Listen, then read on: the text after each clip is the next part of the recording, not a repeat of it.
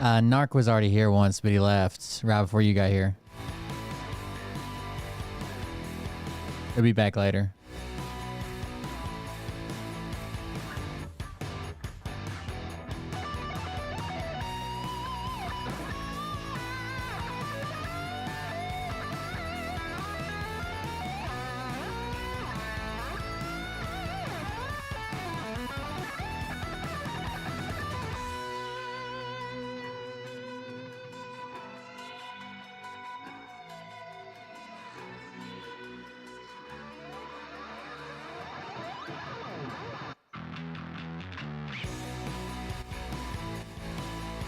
Dude, I think Russia's fucking terrified right now.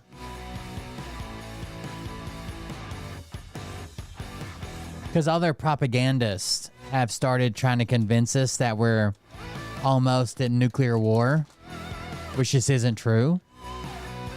But they want to convince the American population basically to uprise and demand that that Ukraine stand down, basically. Is this live? No.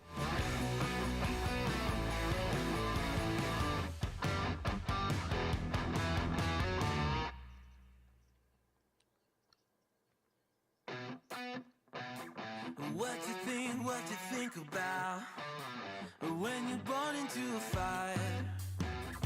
Let them burn it out. Sell them to the richest buyer. They wanna let the world decay. They tell us lies and fade away, fade away. We feel betrayed. We were raised to lose the race. Wake at the back of the pack, kill it anyway. Listen up now, because we're never dropping out. Beat the odds, beat the big house. The brains are bigger than It's not only pre-recorded, it's pro-recorded. never let the truth fade away. This is Is this even real? we won't let the world burn away, burn away. We feel betrayed. We were raised to lose the race. Wake at the back of the pack, kill it anyway. To blame, haters face the world's mistakes. Wake at the back of the pack, kill it anyway.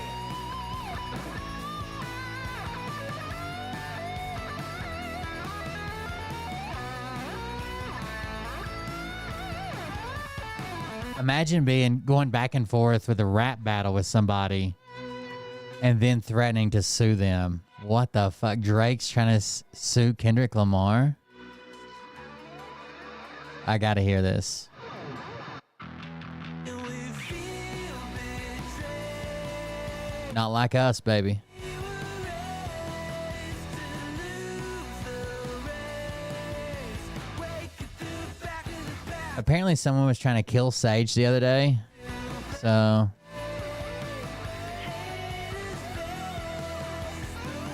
that's weird.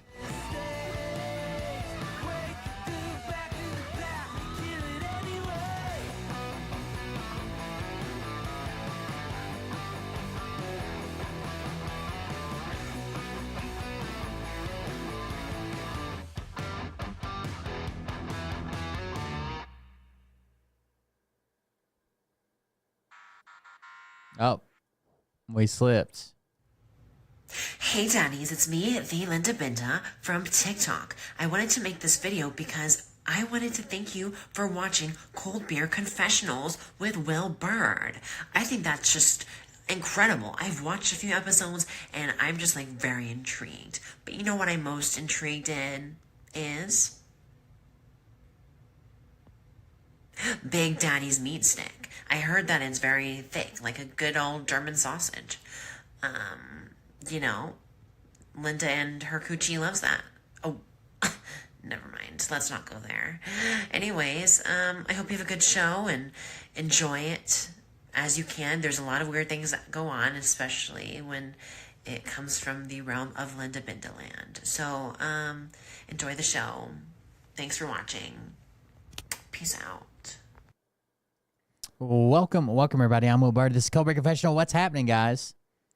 I flew the drone around the campground some today. I'll show you some footage of that here in a minute, but I want to hear this story first. This says Drake threatens to sue over Not Like Us. Drake and Kendrick Lamar were going back and forth making songs about each other. And then Kendrick Lamar just basically ended it with Not Like Us. It's a fucking amazing song. Everybody likes the song. So here we go. Let's check it out. What's the lawsuit over? He proved me wrong. Just when I thought things couldn't get worse for BBL Drizzy, he proved me wrong. On behalf of Drake, his lawyers have threatened to sue UMG and Spotify for allegedly artificially boosting the streams of Kendrick Lamar's Drake diss for track, botting Not it. Like Us. Okay. Let's talk about this. So first thing that's worth clarifying, it's not a full-blown lawsuit. It's what is referred to as a pre-action petition, where Drake's attorneys are essentially asking the courts to order UMG and Spotify to preserve all relevant documents and information pending a lawsuit. So more of a threat of legal action than anything else, as I understand it. And my initial reaction is that this is one of the most pathetic post-beef moves that I have ever seen. It comes across like Drake couldn't win when it comes to the actual diss tracks here, because if you ask me, he clearly lost. So instead he resorted to lawsuit threats and accusing Kendrick's numbers of being fake, because as we all know, one of the most important things to Drake in this life is numbers. There isn't a bigger sign of defeat than resorting to lawsuits because you couldn't get the job done on the mic, Aubrey. Also, if you've actually read through the 17-page petition, like I have, it is very easy to poke holes in some of it. For example, their only source of proof that Kendrick botted streams is some random kid who showed up on an academic stream. I'm not joking, it's cited as a reference in the document. And this guy...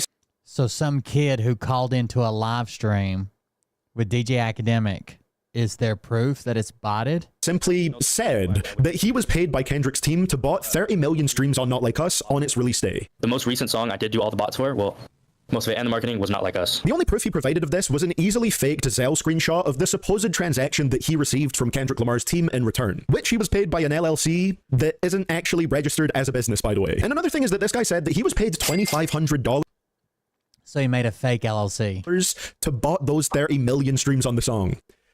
Do you know how absurdly low that is? I can say with like 95% confidence as things stand that this guy was just bullshitting to get on an academic stream, but in this document is being presented as a legitimate source. They also allege that UMG paid Apple to have Siri purposefully misdirect people towards Not Like Us. The supposed proof of this is that when people asked Siri to play Certified Lover Boy after Not Like Us released, it would play Not Like Us instead of Drake's album. Play Certified.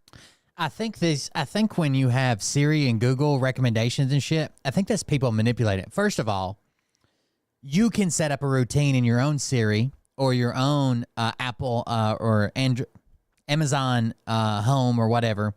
You can set shit up to where you say, like, tell me who's... we saw the retards doing this, right? Tell me who's president. It would say Donald J. Trump, even though Biden was president. That's because they set up a routine in their own thing, right? So I just assumed a lot of these videos right here were faked. But when we're talking about like Google recommendations and shit like that, a lot of times they're based on what people search versus what they click on. So let's say you're searching President of the United States and then 99% of people click on a story about Donald Trump instead of Joe Biden, then those would be the recommendations. It'd be Donald Trump recommendations. Lover Boy on Spotify. I see dead people. That's crazy. This, again, is pretty easily explainable, though. It does look a little bit suspicious until you remember that Siri is a clunky piece of shit, and Kendrick directly references CLB in the Not Like Us lyrics. And Siri does use the lyrics of a song to try and determine what song it is that people want it to play, not just the title of it. That's why when Not Like Us was new and relevant and super popular, Siri directed people its way, thinking that they were referencing lyrics from the track. If this does go Right, because it says certified lover boy, certified pedophiles in the track. further and there is real proof of this, then yes, that is super sketchy on UMG and Apple's parts. But the only proof they cite in the document right now is social media videos and articles Well, I saw a TikTok video where it happened. related to them. We also specifically got an NFR podcast mention in the petition, with Drake's attorneys claiming that they were paid to promote Not Like Us without disclosing the payments. Drake, Ant, boxing match, let's settle this like real men. Now, I am aware of the fact that undisclosed promo happens all the time on hip-hop Twitter, like it's extremely clear, and in my opinion, that is a little bit deceptive, dishonest, and disrespectful to your audience. Not labeling something as an ad that is an ad just because you're worried about how your audience will receive that, or they might be less likely to engage with it, it's deceptive. But I don't know what happened in this specific situation. situation. I'm just saying it is known to happen on Twitter. They also accused UMG of paying radio stations to do the same thing, play the song more without disclosing that they've been paid to do so, which is illegal. Now, probably the heftiest allegation in all of this is that UMG allegedly fired members of its staff that were loyal to or associated with Drake. This is pretty shitty if true, but as with most things here, more concrete details are needed. I don't doubt that sketchy Doesn't stuff seem like goes they on got in the any music proof. industry all the time, but this document, in my non-expert opinion, does a very bad job of presenting a case for it. Furthermore, the document claims that because both Drake and Kendrick are on labels under the UMG umbrella, that Drake has suffered financial losses from UMG choosing to promote Not Like Us rather than Drake's music. I feel like that's going to be hard to prove legally, but best of luck, Aubrey. As a result of all of this, they're basically claiming that UMG have violated the RICO Act. UMG have responded, by the way, and they of course say that what is being said is offensive and untrue. Slanderous and inaccurate, one might say. They even said that no amount of absurd and contrived legal arguments can mask the fact that fans choose the music they want to hear. Exactly. Even UMG is cooking Drake with the diss lines now. My god. Bro got fried in legalese. I'll be interested to see if this goes any further, but my honest opinion right now is that this is not a great look for Drake in the wake of a beef that he is considered to be the loser of. And I have seen some people responding to other people not taking Drake's side by saying, oh, so you're taking the side of the big bad music label here. You want the machine to win over the multi-millionaire artist who has benefited significantly from said machine and really didn't have any issues with it until now? And my answer is no, not really. I'm not taking UMG's side here. I wouldn't mind if somebody sued them. As a music content creator, I have been fucked several times by UMG before. If I totaled up how much of my revenue that they've taken from copyright claims on my videos, it would, no word of a lie, be in the thousands of dollars region. So no, I'm not taking UMG's side here. I really don't care about them much at all. It's just that in this specific situation, Drake looks like an absolute loser, coincidentally only suing them after losing a rap beef. They gotta call him out. Like, he lost, right? He didn't even respond after that. Like, they gotta call him out for this. And some Drake stands on Twitter tried to claim that the beef didn't cause this, but Not Like Us is referenced like this is CDTV Productions. CDTV Productions. 1,500 different times in the petition. It's specifically about that song. No other songs are mentioned directly in this legal document. It's just Not Like Us. If UMG does inflate streams and do a little bit of payola on the side, then Drake himself most likely benefited from this, from the entirety of his career that he's been with them. It's only an issue now because the song supposedly being inflated is harshly dissing him. It has real big, you guys ruined it, I don't want to play anymore energy. So yeah, to basically sum up my overall thoughts on this, don't give a shit about UMG. If they got sued into the ground, I wouldn't be too upset about it. I just think that Drake looks a little bit like a bitch in this situation. So that's pretty much what's going on as things stand right now. I thought it would be worth making a video to talk about it. Next up on CDTV Productions is Poorly Aged Rap Lyrics 9, so stay tuned if you want to see that, dropping one day. I want to see, somebody said he made a statement about it. See you in court. They might just be using the screenshot. Oh, there's DJ Academics. For a label to pay, so payola is illegal. So say I'm going to give you $1,000 to play my artist's song. That's illegal because you're using regulated federal airwaves that the FCC monitors. You can't do that. How do they get around it? Yo, I'm going to buy $500,000 of ads on your station because all these stations are ran by ads. We have a Wiz Khalifa album and we have this album dropping. We're also going to give you an interview by them.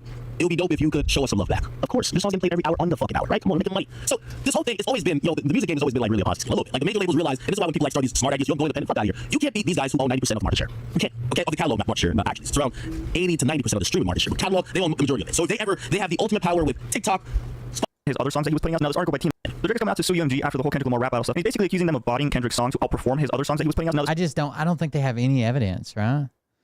I haven't seen any evidence. You guys want to see some drone footage before I close the folder from the campground?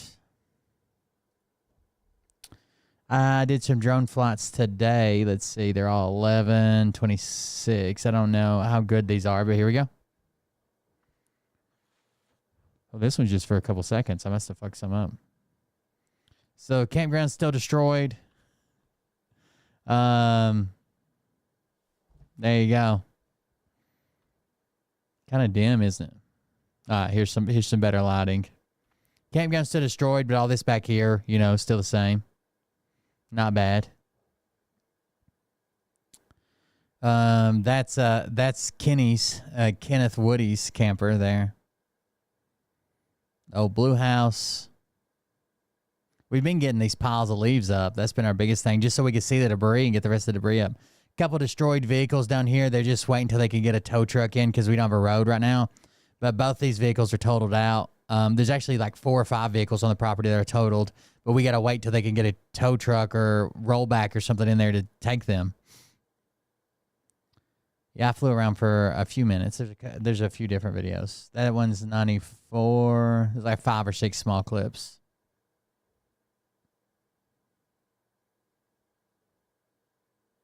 I've had the batteries I use, the LiPo batteries, they're supposed to be stored at 50%. And I've had these batteries charged up for like a month, so I had to run some of the voltage out of them. I had them at like 100% because I was planning on flying my drone. Then something happened. I couldn't fly it, so I had to run them down.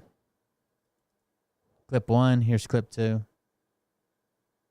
I actually did some cool stuff. I flew through the old gallery. I flew through the excavator boom. There's a couple cool things.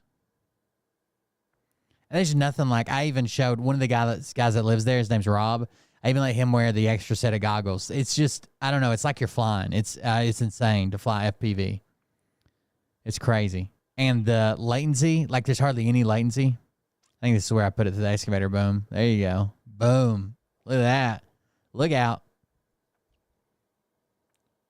I put a clip on TikTok with some music. It's more entertaining than just watch me. This is where the whole road is destroyed. We've just been filling it up with junk, like concrete and metal and shit like that. That's not going to like, not like trash, but like debris. Trying to fill up this big ass hole here. That's the railroad job site. See that fresh gravel? You probably can't see the equipment, but see the fresh gravel right there? That's where the railroad's staging at to work on the rest of the... We're like the last place on the river that I know of that's like civilization until you get over to like Poplar, like North Carolina. So we're the last place on the Tennessee side. So they're staged right across the river from us, and they work up from there and they work down from Poplar. I went and checked out some solar panels too on the owner's house up here. See what shape they're in. She's got a bunch of solar panels. I think our water heater is solar.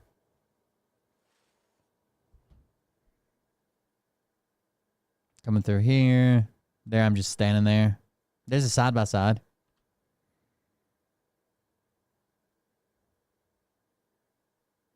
Rob was over here blowing leaves. I scared him with the drone. He was like texting people, like, who is that? I thought people were spying on him and shit. There's the leaf blower right there. He just saw me. He starts texting people. He's like, I was about to throw a stick at it. He thought the Chinese invaded. Old Russians sending their drones back to the excavator boom. That's pretty fun. It's nerve-wracking. Makes me nervous. There he is. He's walking. See, he's walking over here now. He's like, wonder who that drone is. He's like texting people, calling people. Who's got a drone on property? He's yelling. He's probably talking to me by now. If it's a surveillance drone, it's probably not going to be 5 foot off your head, right? Like weaving in and out of tree branches. Making some laps. This is where our garage and bathhouse and everything used to be. It's just gone. This was the loop part of our drive, like the lower part of the drive, and then you can get a real good view of this hole we've been filling in. So this was all fucked up too, but it's already been filled in and covered with dirt, and this is still open. We still need some debris, riffraff or something in there. DJ tracking it on his flight radar, probably.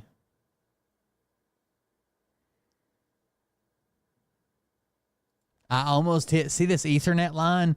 I keep forgetting there's an Ethernet line here. I've almost hit it like 5 times with this drone. It chopped that motherfucker right in half.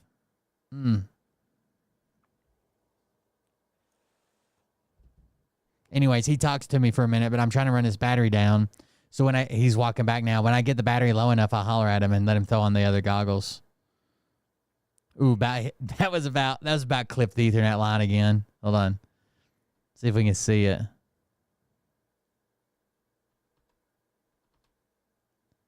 Where is it? It's right here. See it coming up? See the Ethernet line? Right there.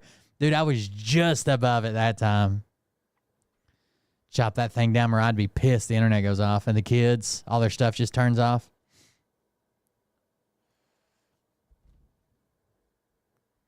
That camper's fucked, dude. Not only is it totaled or whatever, it's like buried. Like where the sand washed in around it while I was sitting there, like it's sitting on the frame rails. And just sand everywhere. It had a bunch of debris against it. I pulled off all the trees and shit that it caught like during the flood. But yeah, it's still pretty buried. Back through the boom again. That was a lot slower. That was weak.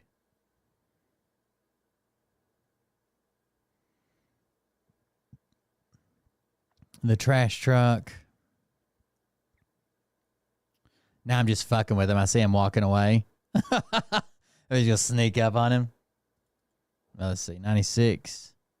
It clips them into like 5-minute segments, I think, is the longest it'll do. It's this continuation of the last flight. But once I change the batteries, I holler at him and ask him if he wants to co-pilot. I can use my goggles to broadcast. There's the cable again. I'm about to hit it again. Right there. I keep forgetting about it, dude. It's so hard to see. I can use my goggles to broadcast to a second set of goggles, so somebody can like fly with. I'm flying, but you can watch, just like you're flying, even though you're not. It's pretty fun.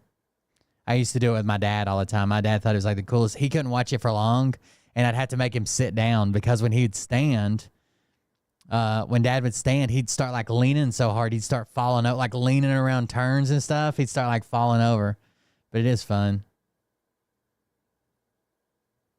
And let's check out this landing and down. Not bad. All right, here we go. From the picnic table again. Okay, he's still out. So I think this is when I come around the land and tell him to come fucking watch if he wants to.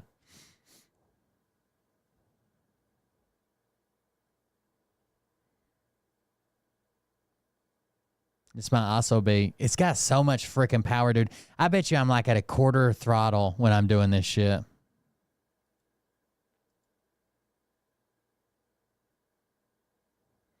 Yeah, I used to fly surveillance drones overseas. Oh, here's one of the times I go through the gallery. This was pretty sketch. I thought for sure I was gonna crash here.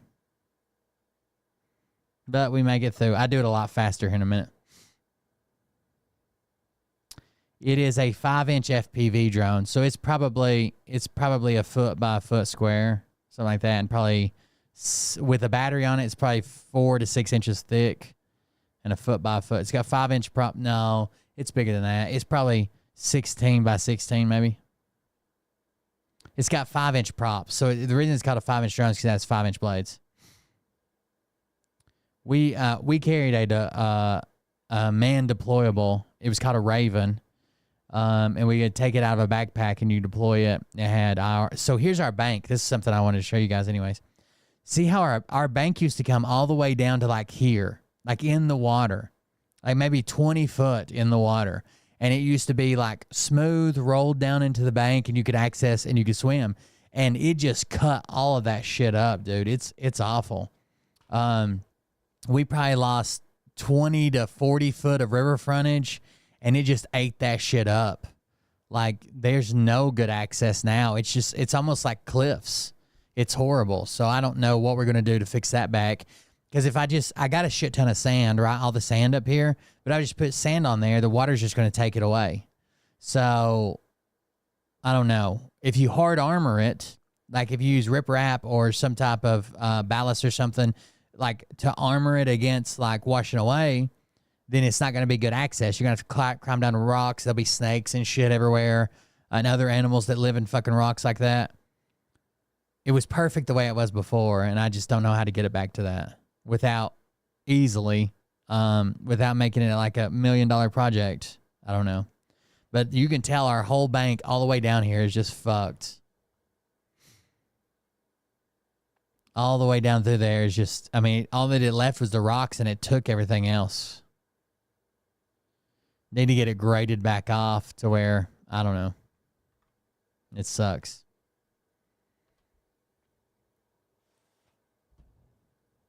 That's a horrible idea. Pea gravel is like the smallest gravel. It just wash away with the water.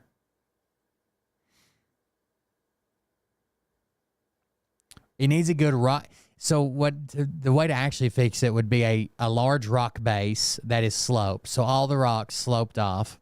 And then to get some type of root system in there with the sand and the dirt that goes in and grabs hold of the rocks and will grab that top layer of sand and to hold it off. But that you're talking like a capital project, like fucking tens and thousands, hundreds of thousands of dollars maybe to rebuild some shit like that. The rocks need to be there because they can't wash away, and then a root system to hold the rocks for when the water is high as fuck. I think Mariah was talking to me at this point. She was telling me she's going to do laundry or some shit. She come out and got in the side-by-side and left. The side-by-side is not mine. There's no way. It's like a fucking $30,000 side-by-side. It's, do you think they'll eventually have to print new maps for the river? Yeah, so right now, so the guy that owns the property beside us he's not just a river guide. He is a guy that can certify new guides, right? So not only is he a river guide and owns a rafting company, he has the ability through the state to certify new river guides.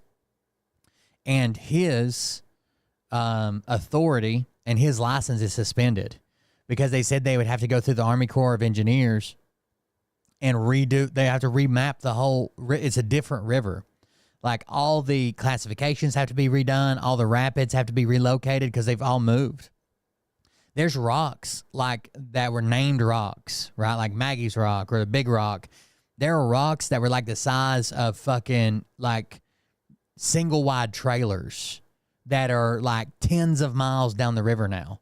And if it moved those rocks, all a rapid is like it gets shallow because the rocks build up because they're hung up on something. So it moves single wide trailer size rocks. It moves the rocks that do the rapids. They're all different now.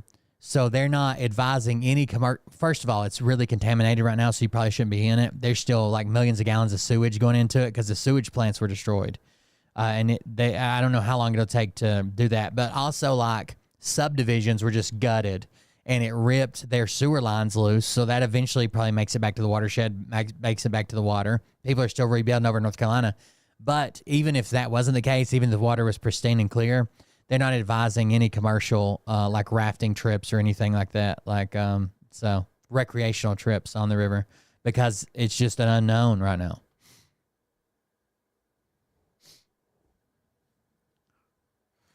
This is where I go up. There's our Starlink right there. And my Ethernet cable that I keep almost hitting runs along this house and back down. But I go up and check. Lisa's got some solar panels up here. I wanted to see them. I haven't been up there to personally check them. I've been on this roof, but I haven't been on that very top roof. So I thought I'd get a look at them with a drone, maybe. Oh, maybe it's the next time around. I don't remember. Gazebo's still standing strong. This is where I've been rebuilding the gallery. See, all this was gutted or ripped out. And honestly, I think it's because it didn't have. If it had anchor bolts, I'm almost positive the studs would have stayed. Like the drywall and shit might have busted loose, but instead the drywall stayed attached and washed out entire wall sections. And if it had anchor bolts, there's no way it would have done that. Not the way it did. Little tap the ground.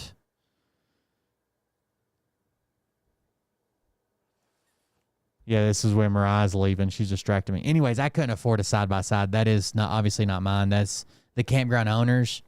But where, like, we both help her and work for her. She lets us use it to, like, go take the kids to school, pick them up, go get groceries, stuff like that if we need to. Because we still park out and, like, hike in. There's a good aerial. It's not too bad. This was our pond. And you can tell where the water washed some of the sand away. There's a natural spring that feeds that pond. But this was it made it all level with sand. It was insane. The pond was probably only 6-8 foot deep. But the banks of the pond, like you had to walk down a hill to get to the water. So the banks of the pond to the bottom of the pond was probably 20-25 foot deep. And it leveled it all full of sand. Every bit of it. Has she made it? Oh, did you see how close I was to the cable right there? I mean, go that far back, but watch this. I don't know. I think she's still thinking about it. All right, so Mariah's in the side-by-side. I'm trying to scare her. Then I'm like, oh, shit, I forgot about the cable. Where is it? Is it high? Is it low? And watch this shit. It's right fucking there. It's dead center of the screen. It's probably the closest I come to hitting it. Look at that. The camera is centered on the drone. So whatever's in the center of the screen, I'm fixing to hit head to fuck on. It barely dove below it. Dropped the throttle, got underneath it.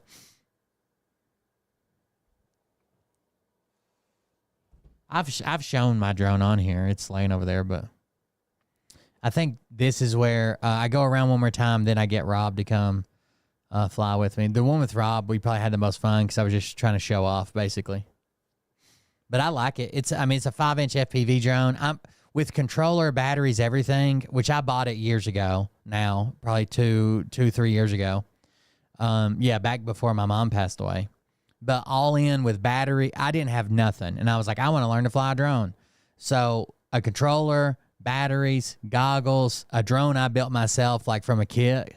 It's probably like $1,000. I'm in it, and what sucks is like when my parents passed away, I didn't fly it for a long time. And remember, I was telling you, you have to keep the batteries if you want them to last a long time. They can't be all the way discharged and they can't be all the way charged because they like short out. They're real finicky. So you're supposed to keep them at 50% charge.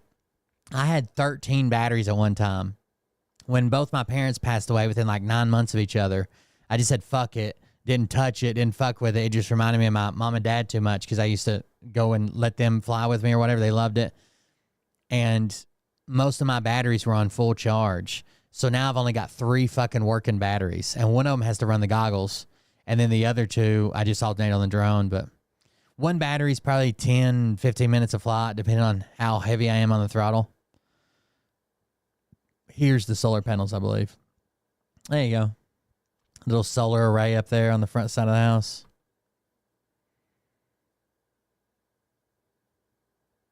Just looking to see if there's any branches or major cracks or something. We'll talk about politics in a minute. So Twitch has a new thing because Hassan is a goddamn retard, but he's like their golden boy. I didn't used to stream under politics. I streamed under just chatting because I talk about everything, including politics. But I got a warning about 3 weeks ago that that I may say inflammatory statements that may like bother some viewers, and that I had been moved to politics because that night we happened to mention like 10 minutes of politics, and that I could have disciplinary action if I didn't categorize my stuff right. But they won't say shit to Hassan.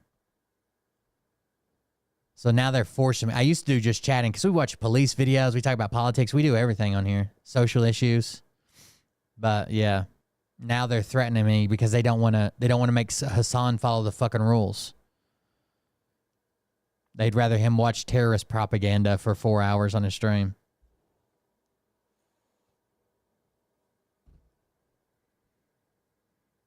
Nah, I'm not even right. I'm not like Hassan. I'm more like center and probably more. I don't want anything to do with fucking Trump. I voted for him. I campaigned for him. I voted for him twice, 2016 and 2020. I campaigned for him. Then the January 6th, the election stuff, the stolen election, the fake elector scheme, the shit he says about veterans, I'm just done. But since then, I've probably moved more left than I have been in my life. I like to say center, but I think that's a cop-out. But we'll see.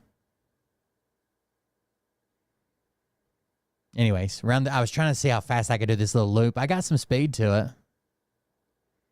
It's just a little circle around, like basically where all the center campers are here. So I was just trying to see how fast I can get it. I'm definitely not like a drone racer, even about to crash there. The hard right bank. Then I thought that was a snake, so I flew around it for a minute. I'm like, oh, probably not a snake. It's too cold.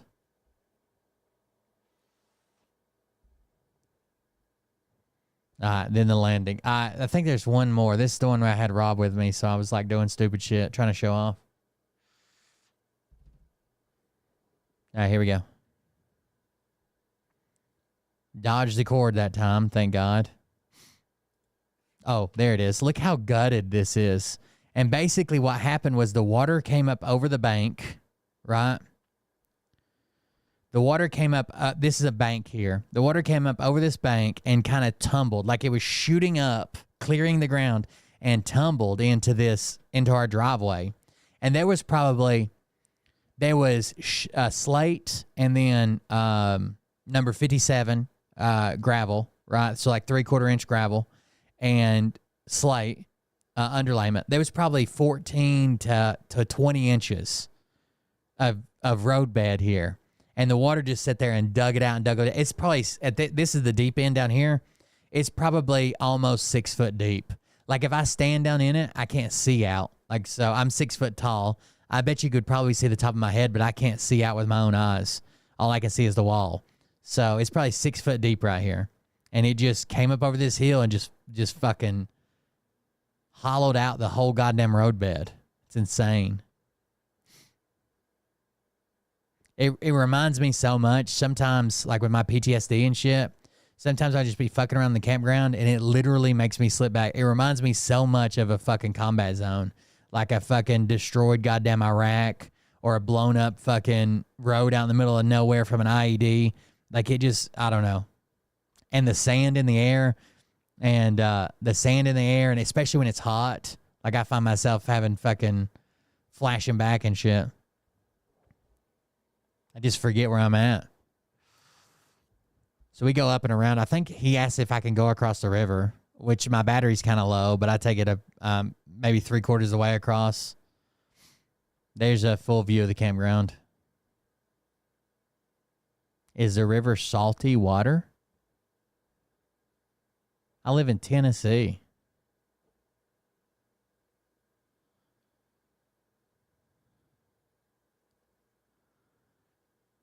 I think that, yeah, this is the one where Rob was watching. So we go back around the loop again.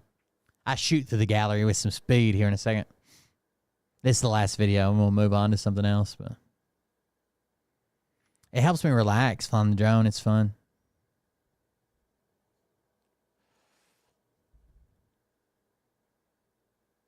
South has a lot of salt water. I don't think anywhere has salt water unless it's coastal, right? I live on the Tennessee, North Carolina, basically border. I'm the last county before you get to like over into Asheville. Saltwater stuff would be like Santee Cooper and like inlets and shit. They come off like the ocean and shit. Not even Santee Cooper. What was I thinking about? It would be, yeah, it'd be like inlets. Like you could be miles inland and still have like a salt freshwater mix, but you got to be still within a few miles of the coast. There's a garden destroyed. All right, here we go. Setting it up. Here we go. I about fuck it up too. Damn, that was, look how low that was. You can see the individual gravels. Look at that. Look at that stone. We're probably doing 30 miles an hour right here. Look how low that is. Low life snake shit. That's what that is. That's fucking awesome.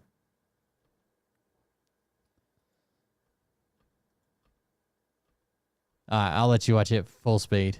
It's probably 30 miles an hour we went through. Something like that. It'll probably do 70 or 80.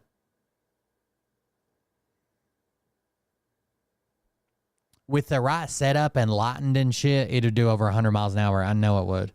But it'll probably do 60 to 80, I would say, depending on what battery pack I have on it. And am I just going like fucking flat out, or are we trying to fly around or chase a vehicle or whatever?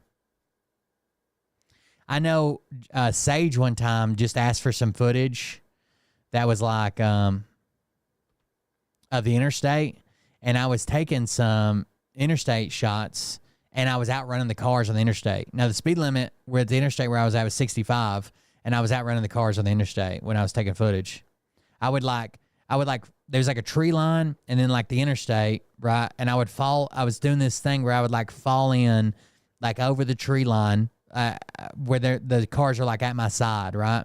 I would fall in over the tree line, and I wouldn't get over the interstate because I didn't want somebody to call in over me, but I would get like basically over the guardrail emergency lane, and then I would roll into it and I could pass cars on the interstate. It wasn't like fucking flying past them or whatever, but I could definitely run them down and pass them. If they were doing 65, I was doing every bit of 80. It's just a 5-inch FPV drone I built myself from a little kit. It's from this FPV frame. It's got the Luminaire engines on it. It's just one I put together, or motors. It's one I put together myself. It's 6S, 5-inch drone. Yeah, I've got the interstate footage somewhere. There's a little Mini X. Takakuchi, something like that. Some Chinese Mini X. What's up, Red Pill? I don't know. It's relaxing. I rode my one wheel a lot today, too. Ever get aggravated or frustrated or whatever, it's fun to go fly it. Put on the goggles, just fucking fly around for a while. It's got the, I don't use like a GoPro or anything. Instead, I just have the O3 air unit from DJI, which I heard they're coming out with a new air unit. But the O3 air unit basically has very little latency. And it's as high quality as a fucking GoPro. So like typically what you would do is you'd have the camera that you fly with on your goggles. And they used to be shit. So you'd strap like a GoPro on top of it to get good footage like this. But when they came out with the O3 air unit and it's digital instead of analog or whatever, when they came out with it, it's just as good as a GoPro. So there's no sense of having two cameras now. We just have the one. Yeah, every once in a while, the bears come down. They're real bad for the one. This truck sitting over here is our trash truck. And they are real bad about, we basically have to cage the trash truck. So this truck right here, this white truck, this white GMC, is our trash truck. Everybody just puts the trash in there, and then I usually take it off, or the owner takes it off. Somebody takes it off. But we basically had to cage all it. They like to get in there and fuck around with it. They don't really fuck with people. It's black bear, so they don't do a whole lot of like fucking with people unless you come in between it and its cub. But they do a lot of foraging and tearing shit up. I live in the Smoky Mountains, so I just saw a video today about people that rented a cabin in the Smoky Mountains, and I guess they went to bed, and they had like this, the back, it was a cabin, and it had a wraparound porch, and the back double door porch, instead of being like handles like you would turn a handle, it was like a lever style like handle, and I guess the bear opened it up. So they woke up to some noise downstairs, went downstairs, and a black bear had broken in. It was standing up like a human in the fridge, looking at what they had to eat.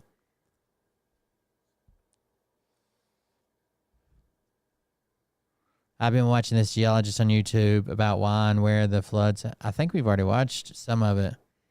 I sent it out to a bunch of people back in the day. Did we just go through the Mini X again? I sent it out to a bunch of people a while back. Hold on. I didn't see the last part of the clip.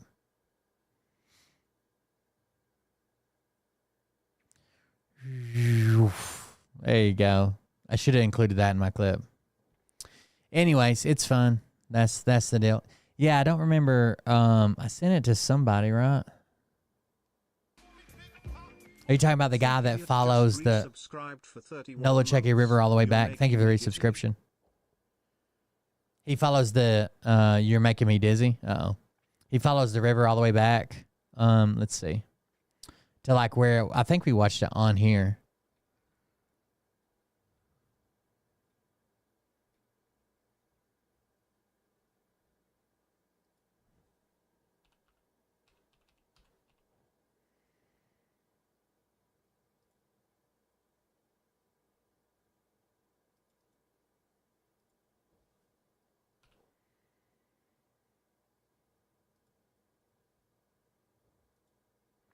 Yeah, he does. He does all the way from like the Cane River, the Tow River, all that shit. It's actually a really good video. But yeah, we rented the Mini X for a month, and it was, I think it was like around $4,000. It's like a 8,000-pound machine, Takakuchi, whatever it is. But yeah, it was.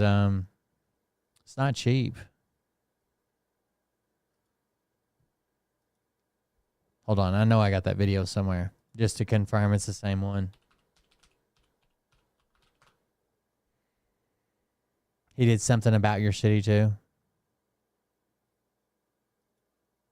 I know there was some YouTubers that like a clip of theirs went viral on TikTok, and they're like, "Yep, we got one. If you know that smell, I'm not going to say it over here, but he's basically insinuating there was a dead body just down the road from my house on a place that we've been through multiple times. I've been all over that wood pile. I've dug through that wood pile to get some shit out. There's like some sentimental shit. And I'm almost positive he just fucking lied. Now, I did find a body down at the end of the road. I did find a body down at the end of the road. Had to call in the sheriff, so we had to dig it out with the excavator. Yeah, that was bad. But I'm almost positive this guy, this is the one we watched, the Geo models.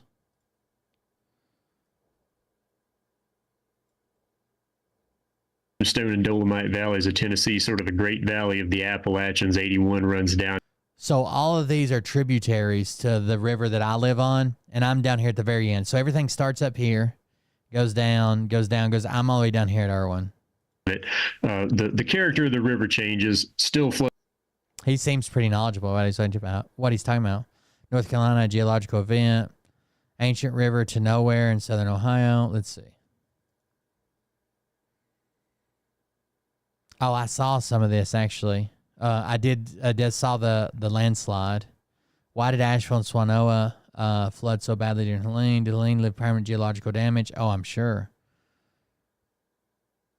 Chimney Rock was really bad. I want to see what this most recent one is. What's happening, folks? Geologist Philip Prince in the field, round 2. I can't tell you how many people commented on my TikTok, and it's like, here's an idea. How about you don't build a road near the river? Have you never lived in been to a mountainous area? Do you think we're just like, okay, let's build all the roads by water? Like it's either, in a lot of places, it's either follow the path that the water's already cut, or spend billions of dollars putting a tunnel through a mountain. And even then still, if you make a tunnel through the goddamn mountain, where are you going to put the houses? Like, there's no way. That's natural road beds that's already cut. There's no other way to navigate these places. Flood video. Here I am today on the Big Hungry River in Henderson County, North Carolina. Not a river that you heard a lot about, most likely at least during the Helene sequence, but it's a river that flooded just as catastrophically as any river anywhere in the southern Appalachians, and that flood did a lot of interesting things to the riverbed here. Downstream of me, there's a little gorge that the Big Hungry drops into before it meets the Green River. That gorge has always been there. The river here did not carve a new stream bed. In fact, I'm surprised actually at how little. There's a bunch of places there. I just took the drone further downstream. The rivers completely changed downstream from us, like where our hospital and radio station shit were that flooded the gas station, where they had to rescue people off the roof of the hospital. That shit, it's probably shifted like a quarter mile in one direction, and the other side now is just like a flat, like a sand flat. That's just it. Flood damage or change occurred in the gorge downstream, but most certainly things did change. In particular, what's on the stream bed, like this big pile of suitcase-sized rocks here, a lot of material of that size and even larger did move around with this flood, and that absolutely produced a number of pretty significant changes to just how a river like this is going to behave going forward. So during this video, I'm going to take you downstream, and I'm going to take you upstream as well, just to give you a sense of what happened here and what it looks like. And while this is not a river that got a lot of attention, it's every bit as representative as any other river would be of what a geologic scale flood event like Helene actually does here in the southern Appalachian landscape. It was actually really remarkable to see parts of the. We have protesters that are mad that the railroad is picking up rock that washed down the river and taking it back to where it came from. The Appalachian landscape even looked like this. Talked to a lot of geologist friends about this, and a lot of folks agree that the land here looks more like something you'd see in the foothills of the Himalaya or something like that, with all of the really bright, clean, scoured off bedrock along the channels. You look up above me here, you can see all this debris from high water line. So when this flood was at its peak, the water would have been several feet above my head right now. And this is where we enter the gorge here. Trying to make our way up here as best we're able. There's going to be a lot of exciting log walking to do here, and a lot of kind of straddling over rocks. Let's see what he's talking about. Actually broke off here and was carried away, and if some really large boulders were moved by this flood as well, because this flood most certainly changed the overall appearance. The headwaters of this river are actually up pretty close to Chimney Rock, pretty close to Back Cave area, and a part of the mountains that got absolutely wrecked by this event. Be gone as a result of this flood, or at least moved. It is still there. Damn, that's tiny, the way it's flowing right now. Somewhat surprising. It's a deep gorge, though. Here, there has been a small slide that would have dumped a bunch of rocks straight in the river, which carried it on down to what we might expect from rivers and streams that experience flood. It's kind of, there are a lot of places that were in North Carolina that were completely, like their whole town was built on the river. We just had like tourist attractions, industrial park, but like our downtown, like our courthouse and our police station shit weren't on the river. Even though a lot of towns in North Carolina there was. Let's see. I watched part of this from the mudslide. That's, course of this God, that's a bunch ridiculous. of field shots here. It's going to be a mix and match, but hopefully with phenomenon like this, it'll give you that mudslide of how these things actually work and what the real on the ground appearance of all those Microsoft Paint drawings I do. They found all the bodies about the road tractor. Yeah, I think that factory's fucked, dude. And the fact that he would come on there and make this statement like, well, none of the employees died on our property. They still died. And you can't convince me. I've worked in a factory for like a few weeks, right? A factory job, no one's staying after you tell them to go home. The fuck out of here. Actually is. All right, so almost up to the... He said that he was the last one there, which is a lie. We've already seen video evidence that's not true. That everyone was told to go home before the flooding started. Not true. We saw employees in there, including one guy that stayed because other people had to stay. He's one of the guys that's suing him, or his family, as he died. And the owners, the bigwigs are already fucking gone. The plant's flooded. They're still there. He said that they were told to go home, but they stuck around for another 45 minutes. They were told, like, you're off, you're closed, it's dangerous. They stuck around for another 45 minutes. He said that he could guarantee that no employees died on company property. Who gives a fuck where they died at? If you led to them getting stuck in the water and they died a fucking 1,000 miles away, who gives a fuck? Almost up to the channel head here. And looking down from this point, you can see a mud line right about there on those trees and a huge debris pile over here that's full of tree debris and a bunch of rocks. A lot of leaves have fallen on this since I was up here last week, but even on the ground here, it's just kind of streaked with mud, and there was less erosion and scour. The last number I heard for East Tennessee was 17. Up this high, and actually a fair amount of just mud and debris getting left along the banks. But right up there at the end is... We had 8, which I think was the worst. Johnson County had 1. Greene County, which is where Greenville is, has 1. Washington County had 4. We had 8. I can't remember. There's a few more counties that were listed. I'm going to pop out of this channel and actually see where all of this started. Okay, so we're now actually up above the little channel there. This is where it really starts to get interesting. All the trees are still here. See a bunch of these smaller trees, kind of like saplings. It's not even, I mean, it's just a depression in the ground that caught water that turns into a creek. Laurels, they're in the ground. They've been knocked over. A lot of them have something like you see here, like a piece of rock leaned up against the back of them, and then the bark has been scoured away. Trees have a bunch of brush piled up against them. You can see all that mud splashed on the back of them as well. And this type of behavior really is something that's reserved for kind of the most extreme rainfall events like we had. Seen videos like this. There's one, I think, from North Carolina. I don't remember what it's called, but there's a weather phenomenon where when a weather front approaches a mountain range, there's like all this wind that goes and comes up the mountain range, right? And the mountains shoot it straight up, and it holds a weather front there. So basically what happened is when it got here, it just kind of sat there all day and just poured the rain. We only got... It was wild. Like, we were standing in the sun. I was in shorts and a t-shirt with sunglasses on, watching it flood. We only got like 3 inches of rain over like 48 hours. But all the rain it dumped in North Carolina just came across the mountain. Carolina, maybe East Tennessee. Folks are out on a porch. Looks like a big wave of mud comes down, hits the house. That's what this would have looked like. And as you walk... I don't think it'd be too hard to get an accurate death toll. People that were alive before the flood and weren't afterwards. Over the land here, even small. I don't know why everybody thinks the government's hiding the numbers or the people's hiding the numbers or they're just burying people all that was bullshit. Small saplings, tiny little sapling tree here.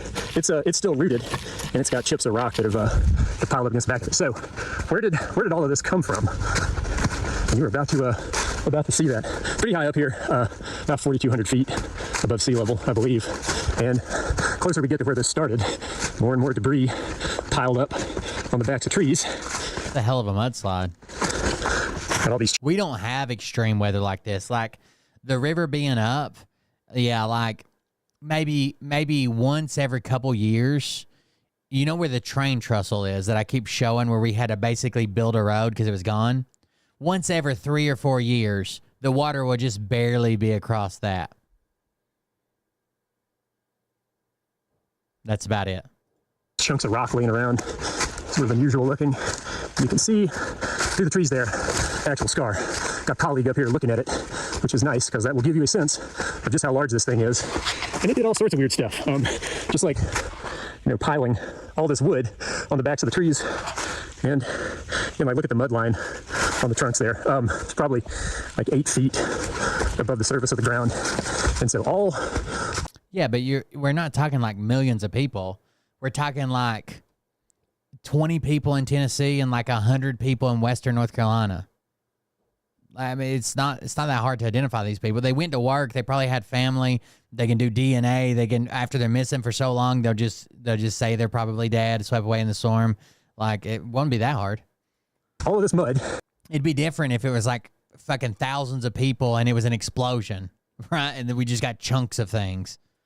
And all of the trees that were sitting on top of the ground on top of it just sort of basically use the term blowout. Yeah, it don't look like it on video, but it seems like he's hiking like straight uphill. And it just all let go and started flowing. Damn, And, a whole chunk of it come out. Really unusual, sort of a flat lip here. The slope is not terribly steep here. Actually see a person on it for scale. And that's a lot of stuff. Oh, there is somebody there. It failed there. Started flowing, carried a bunch of trees with it. And then all the way downhill into that little channel that we walked up again. Mudslides are crazy because when they happen somewhere that you expect to be stable, like a roadbed and shit, it doesn't seem like it gives signs, right? It's just like pouring the rain, shit's wet, whatever, and then all of a sudden it just gives way. Here. And the reason I wanted to actually show this one, there are certainly bigger and steeper features like this around here. This is you gotta have a lot of rain to do this, like a really extreme amount. The slope's not terribly steep. We're not in some kind of like a hollow or a scoop here. Just sort of an open. I don't think it's that bad. I don't think the missing person list is that bad now. It was the reason it's so insane when it first happened is because it knocked out our cell phone towers. We didn't have communication. You couldn't get a hold of people. There was a bunch of people I know that like work over in North Carolina because we live like on the state line, and shit had no access back and no way to talk. I don't think the list is that big now. Open slope, and it just totally blew up and sent this absolute wave of material just down an open slope. It didn't even need a channel to go down the mountain here. So when you see things like this, maybe not as big as some of the other failures, but it's every bit as good an indicator of just how extreme the conditions were with the storm. Aftermath of Hurricane Helene, North Carolina Emergency Management keeping track of the number of missing people in Western North Carolina. It utilized information from NC 211 where people could report an unaccounted person. However, that registry has since been closed. State emergency representatives told WFMY News 2 this about the change. With communications in Western North Carolina improving now, people should be reaching out to their local law enforcement office or 911 to report someone unaccounted for, which is a typical standard procedure after an event. The official number of missing Helene victims has now been left up to each county to report. So the news station reached out to the local county offices in 30 Western North Carolina counties. Alexandria, 0. Allegheny, 0. Ash, 0. Avery, 2. But on Halloween, the number was 3, but a missing woman's body was identified. Buncombe County, 2. Burke County, 0. Caldwell, 0. Catawba, 0. Cherokee, 0. Clay, 0. Cleveland, 0. Gaston, 0. Graham, 0. Haywood, Henderson, Jackson, Lincoln, Macon, Madison, McDowell, Mickleburg, all 0. Mitchell County, 1. Confirmed on 11/26 that one person still remains unaccounted for. Polk, Rutherford, Swain, Transylvania, Watauga, Wilkes, Yadkin, all 0. And Yancey County has 3. So what is that? 3, 4, 5, 6, 7. There's 8 people missing in North Carolina still. Okay, so what would a geologist look at a failure like this to try to get a sense of what might have happened here? There were thousands of people originally reported, but that was just because nobody could get a hold of anybody. And then try to use that information somewhere else to make better planning decisions. So one thing is a thick layer of what we call colluvial soil, and that's just these kind of chips of rock that have broken off further up the slope, kind of made their way down. Colluvium? Is that what he said?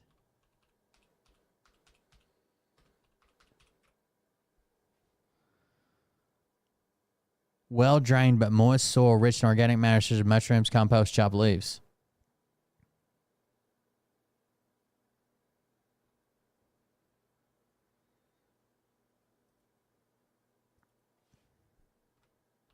I might have typed it in wrong. Hold on. Alluvium, a type of soil that is formed by deposits of loose clay, sand, silt, or gravel by running water.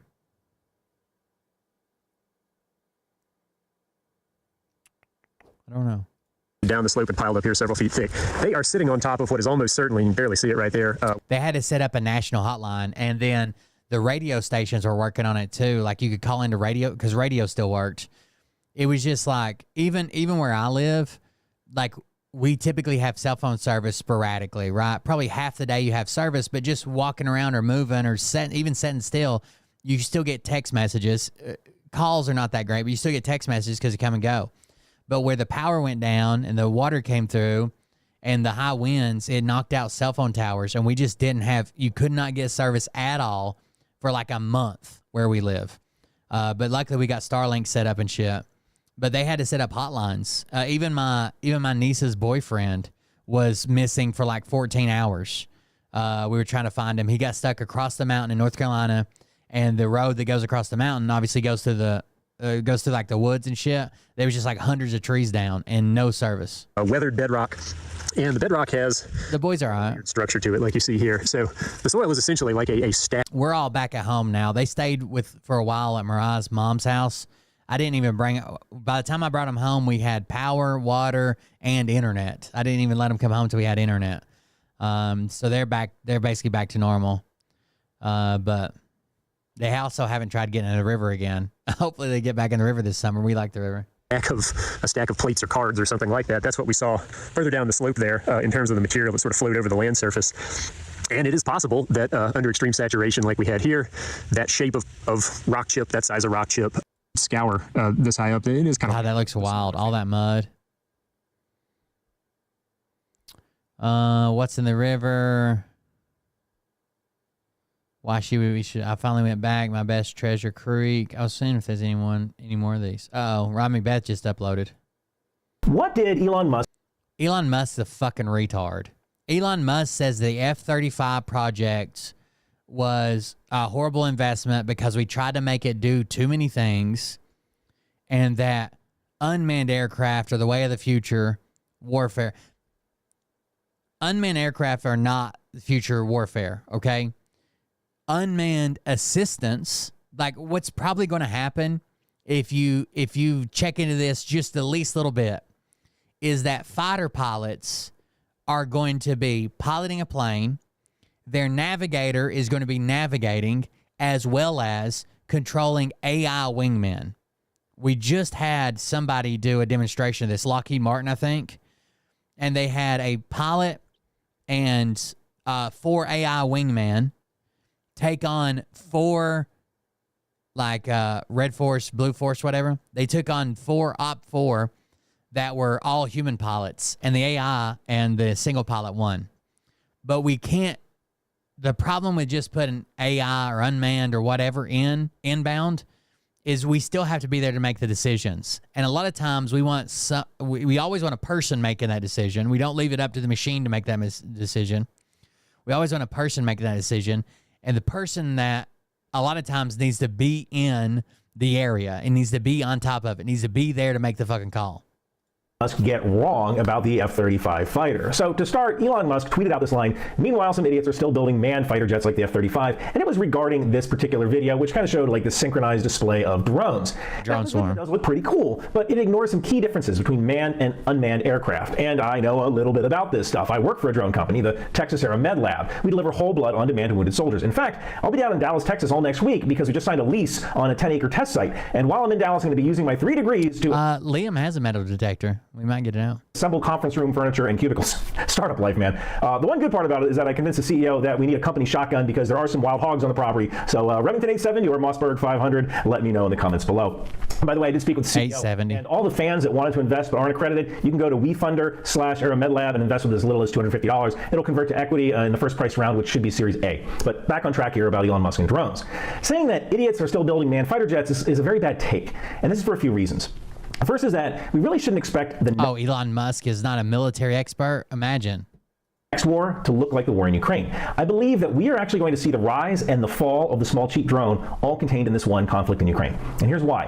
When I was at the AUSA convention a few months back, everything was either drone or counter drone. And right now, I think we're seeing a lot of drones in Ukraine for two basic reasons. The first reason is that there really isn't an effective... There'll be a ton of jamming stuff that comes out. But I've also seen that Russian troops have been fielding an unjammable drone. So it's basically like, I don't know if you guys know about the TOW missile. The TOW missile carries a wire with it. It's wire guided. Even though you launch it like a missile, it's got a wire, a very thin wire attached to it where you can still steer it. They've been doing the same thing with drones.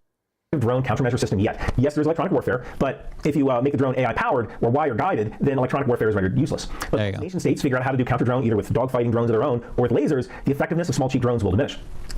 The lasers will be a big deal, right? Heat it up super quick, and just one part malfunctions, drone falls out of the sky. Second reason is that Ukraine is making extensive use of drones right now because they have to. They have no other choice. Europe and the US really dropped the ball when delivering artillery ammunition, and so the Ukrainians are using these FPV or first-person view drones to trick Russians in onesies and twosies. And that's great, but you need to trick by the bushel. And a small cheap drone might carry a warhead, but that is nothing compared to the kind of bomb load an F-35 can carry in its bomb base. That's probably the size of my drone right there. Is nothing.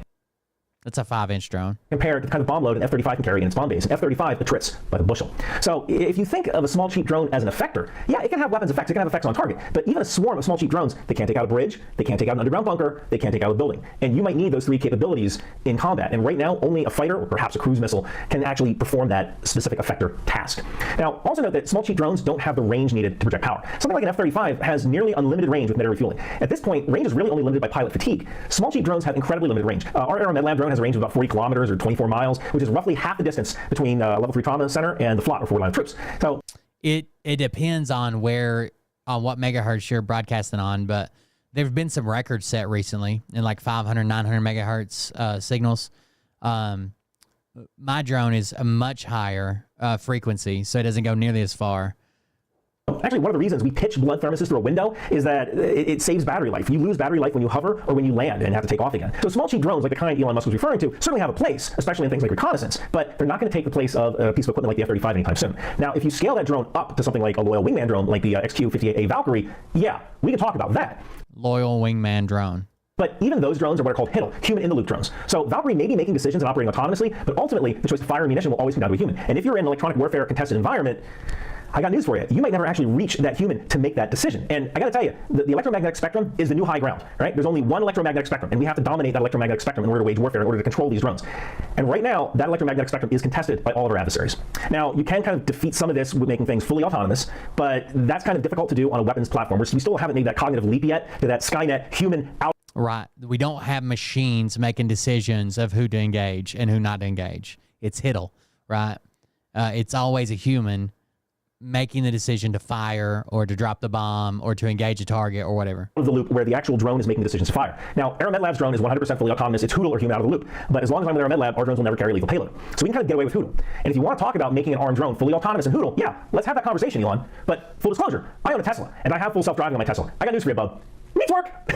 Full self-driving is really HODL, or human on the loop, because you constantly need to be monitoring for threats. And more than once, my car's taken the wrong road, especially in Northern Virginia. And combat is exponentially more difficult than driving in Northern Virginia. We are nowhere near the level of tech to load a loyal wingman with JDAMs, pat it on the belly, and say, okay, boy, go get the evildoers. So another reason this is a bad take is that the F-35 is really a flying supercomputer with an enormous amount of sensors that can tie in different weapons platforms. And with small cheap drones, the sensors are getting better, but they are nowhere. It does everything, right? It ties into everything on the battlefield. It commands the battlefield. There's a reason we're sending fucking 4-generation-old fucking fighters, right? And they're still dominating Russia with brand new Ukrainian pilots in them. Near the sensor capability of F-35. It's best to think of the F-35 like a quarterback, like Lamar Jackson. It calls the plays and it can pass the ball to whoever's open, but can also run with the ball if it needs to. And small cheap drones, they really only have the payload capacity to do one or maybe two things. They can do ISR, meaning intelligence surveillance reconnaissance, and maybe they can drop munition if they have them. But that munition it drops are going to have limited effects. Now, ideally, the small cheap drone is best suited in the ISR role. Drone dropping munitions might seem kind of cool, but it's really an invention that's born out of necessity. I'm sure the Ukrainians would rather have precision fires to a trit by the bushel instead of by onesies and twosies like they're doing with these FPV drones. But to paraphrase Donald Rumsfeld, you go to war with the army you have, not the army you want or you wish to have at a later date. So in the end, Elon Musk calling the F-35 supporters idiots is a mistake of Rumsfeldian proportions. Hey, it's almost Christmas, and you know what that means? You got to go to those office Christmas parties. And if you've got nothing to wear, get one of my very NORAD Christmas shirts from Bunker Branding. Features an American F-22 and a Canadian CF-18 escorting Santa on his midnight ride. Hopefully soon, I'll be able to replace that CF-18 with a Canadian CF-35. Fingers crossed, you'll have that bird by 2026, Canada. And you know what else? I wrote a novel. My Warlock novel did so well that I wrote Wind Machine, which is a novel about a hedge fund manager's AI supercomputer who predicts a limited nuclear exchange with China. So do you trade on that, or do you try to actually stop the war? And I can run anything from, so my batteries are 6S, right? So they're 6 series. And I can run anything from about 1,300 milliamps would be the lightest, most agile, all the way up to maybe like 2,200, 2,500. Something like that. I think the big batch of them that I bought was 6S, 1,300 milliamps. Yeah, I think so. I think that's what they were. I can go look in a second. in a case like that, how do you even stop the war? What do you do? Call the Pentagon and say, hey, I figured out there's going to be a war. So it's a fun book. It's available on Amazon, on Kindle, and on paperback, and there'll be an audiobook version for Marines. And they're 150 C. So there's a C rating is how fast you can discharge the battery without overheating it. So you'll have some batteries that are like 20 C, but mine need to be up there like 100 C at least. So 6S, at least 100 C, and at least 1,200 milliamp hour. They're like 30, 40, 50 bucks a piece. Weeks. Thank you guys so much for watching. Oh no, 'tis the office Christmas party and I have nothing to wear. Hey kid, what's going on? Think tank! Office Christmas parties can be tough, but a Christmas sweater from Bunker Brand can make it better. Awesome! A very NORAD Christmas! Yeah, it's got the Ryan McBath's always pretty based on all of his takes.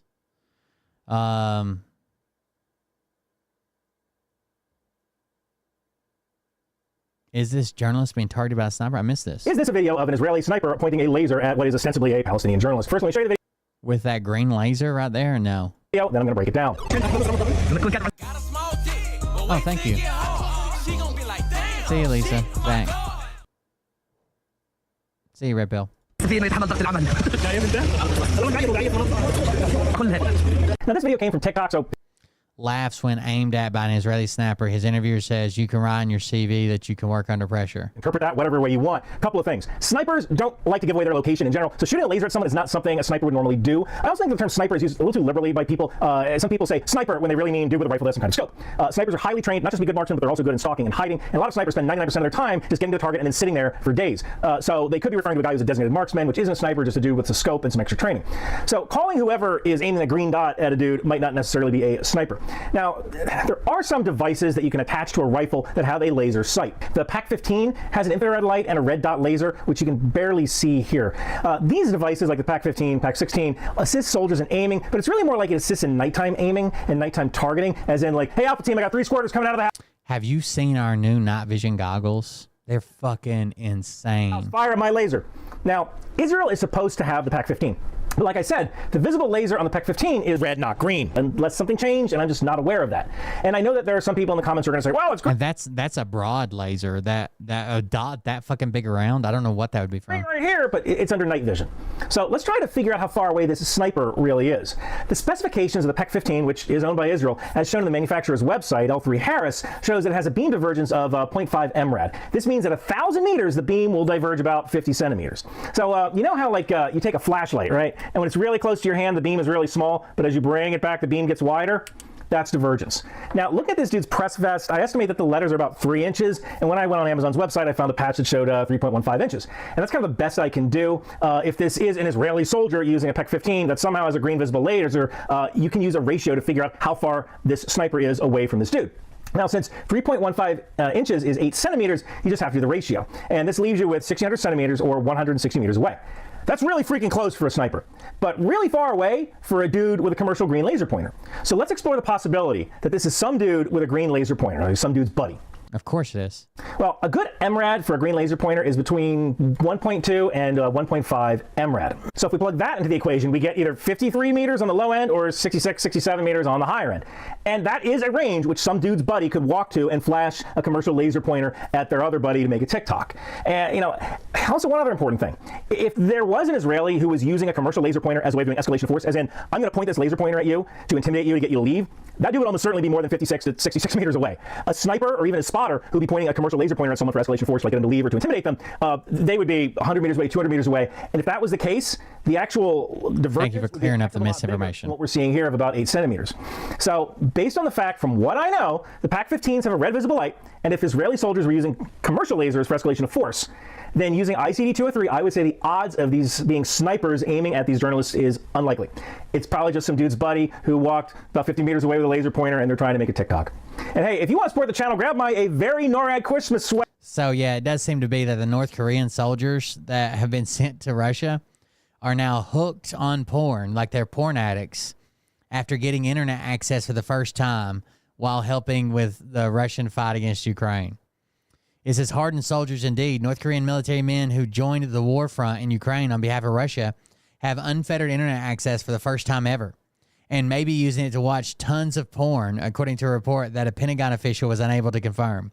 Warriors from the Hermit Kingdom engaged in a battle in Ukraine for the first time Monday, but they purportedly started fighting different demons before stepping foot onto any field, according to a report. Those soldiers have been engaged in a battle of the bulge, since gaining free use of the internet, according to a correspondent for the Financial Times. A usual reliable source tells me that North Korean soldiers who have deployed to Russia have never had unfettered access to the internet before. As a result, they are gorging on pornography, wrote the Financial Times foreign affairs commentator Gideon Rachman in an X post. Rachman provides no more context on how his source would know the internet habits of the 10,000 North Korean soldiers sent by Kim Jong-un to bolster Putin's war effort. As entertaining as that sounds, I can't confirm any North Korean internet habits of virtual extracurriculars in Russia. Defense Department spokesman Army Lieutenant Colonel Charlie Dietz told outlet Task and Purpose. We're focused on more serious aspects of North Korea's involvement, if any, in Russia's military operations. As for internet access, that's a question best directed to Moscow. Right now, our attention remains on supporting Ukraine and addressing the more significant regional security concerns. Fighting the battle of the bulge. That was a pretty good line, huh? Joe Rogan over here victim blaming. Fucking Ukraine for being attacked. They're going to start World War III. The fuck is wrong with people?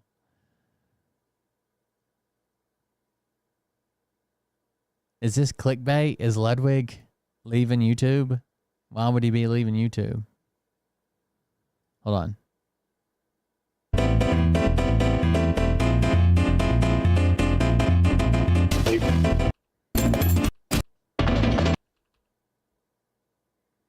Oh, hello.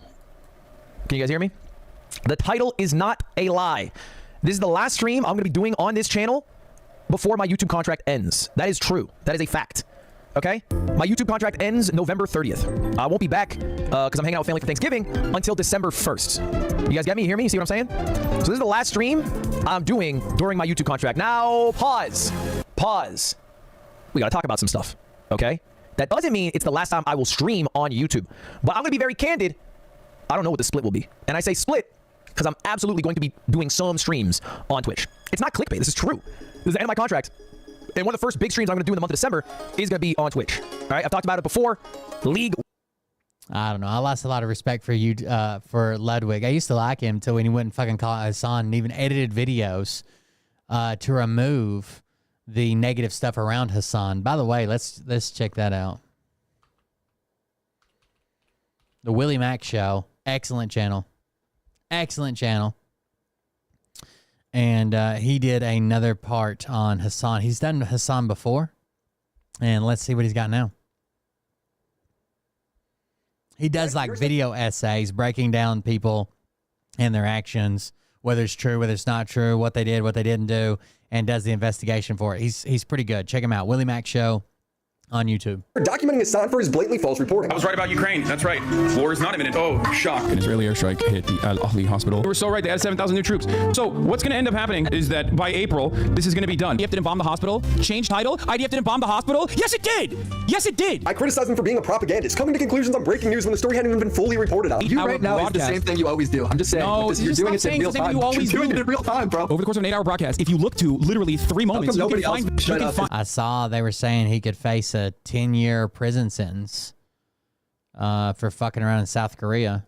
As much as you, dude. That does 8-hour broadcast. Because no one has the most psychopathic fandom like idiots like you who sit through every minutia to find a clippable moment. To find a clippable moment to be like, he sucks, he's bad. That's the reason, dickhead. All right. He followed this up by interviewing a terrorist, eating up propaganda about taking hostages. He's saying he hasn't spent much time with Chinese people, but one of the captain was Chinese, and he did clout with them, and he danced some music with them, and he was vibing, so he likes them, yeah.